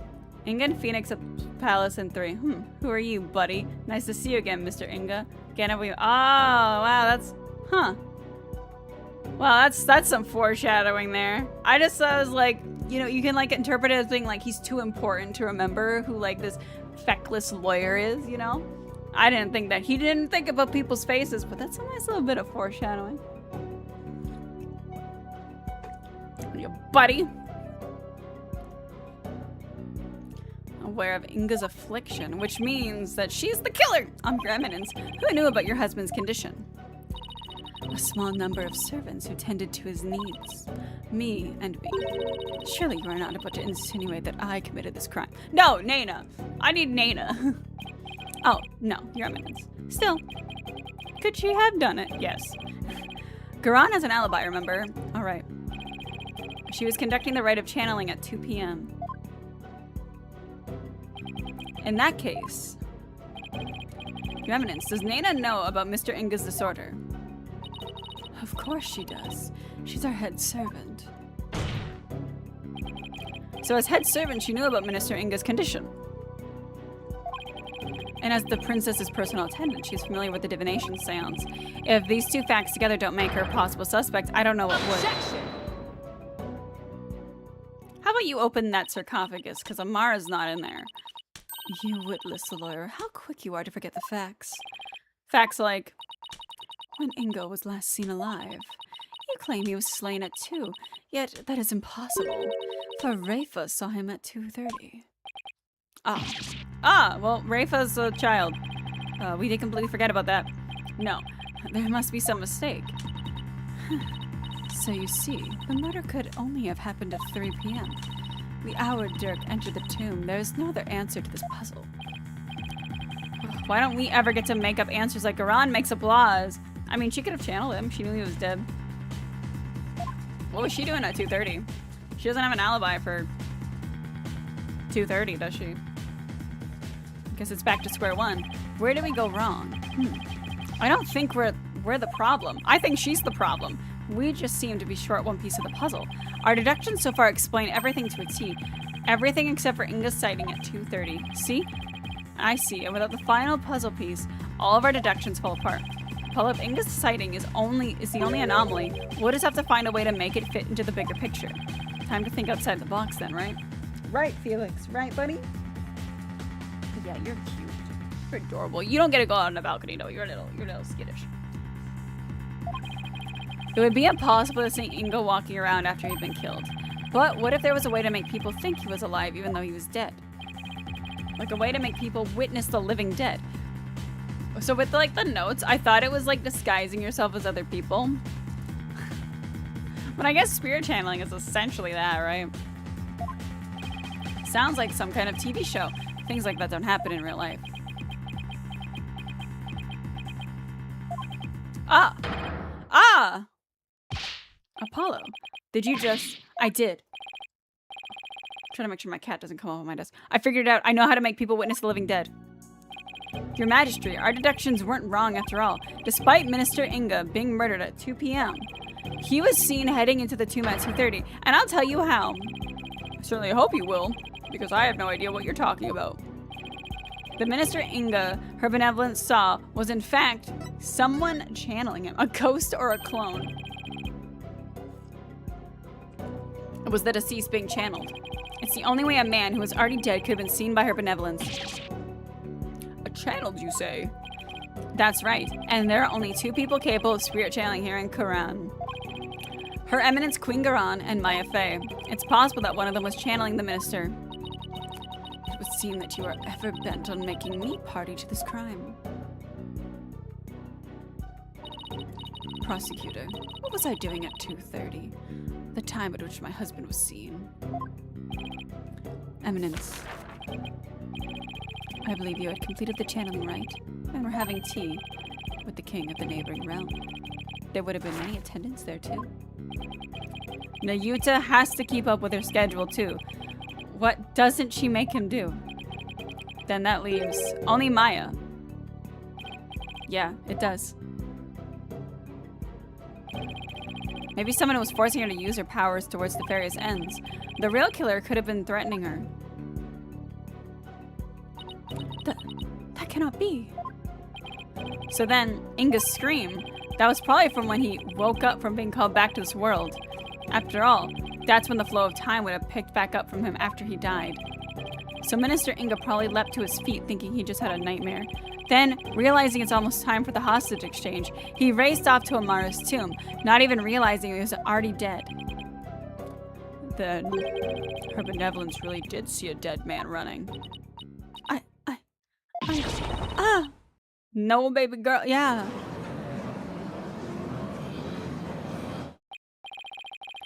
Using the sacred power of spirit channeling to commit a crime. How can this be? The defense calls Miss Maya Fey to the stand. Well, Your Eminence, will you allow a new witness? Matters not. Either way, this lawyer shall soon know the truth. He will know how much of an imbecile he is in the face of my infallible arguments. It would not. It's where she belongs, really, right? Like, keep her up there. Bring her as a witness for things she wasn't even there for. She's probably gonna be involved somehow. Insult me all you want, witch, but you'll be eating those words when I expose the truth. Very well. Let us adjourn until the next meeting is ready. I completely forgot that we have recesses in here and breaks. To be continued. All right. I think this is about a good point to stop for this week. Because this is gonna go on like 5 ever. I know this is a long ass trial. We haven't even touched on Amara's death yet. We haven't even gotten there. Valid. It was a lot. Yeah, it was a lot. It also felt like it was like nothing. All right. I don't have any more streams scheduled for the next week, but so many ups and downs, right? So many ups and downs. I will probably stream late night on Monday, and then I'm not sure. I'll probably stream more Ace Attorney Friday, but I have to go back to work Tuesday night. So Monday night will be my last free night, and I would like to. I won't even stream. Maybe I'll just do like Wednesday, maybe Thursday and Friday or something like that. Maybe later in the week. Just enjoy my last little bit without having obligations other than on Monday. But yeah, I'll make a schedule for the next week. But Ace Attorney will probably be back Friday at the normal stream time, which is 4 p.m. and not 5 p.m. because I have to go back to work. I mean, I can do it at 5 p.m. I don't work Friday night. Yes, enjoy your time off. Thank you. I've been very much enjoying my time off. But thank you guys for hanging out. Thanks for watching. I hope we can finish this next week. I think I'll just make the conscious choice to start at regular stream time and just finish this case out, no matter how long it goes on for, you know. But yeah, I'm gonna go now. I'm gonna make some food, make some dinner, and enjoy the rest of my night off. But thank you guys again for being here. Thank you so much, and I hope you enjoyed the stream.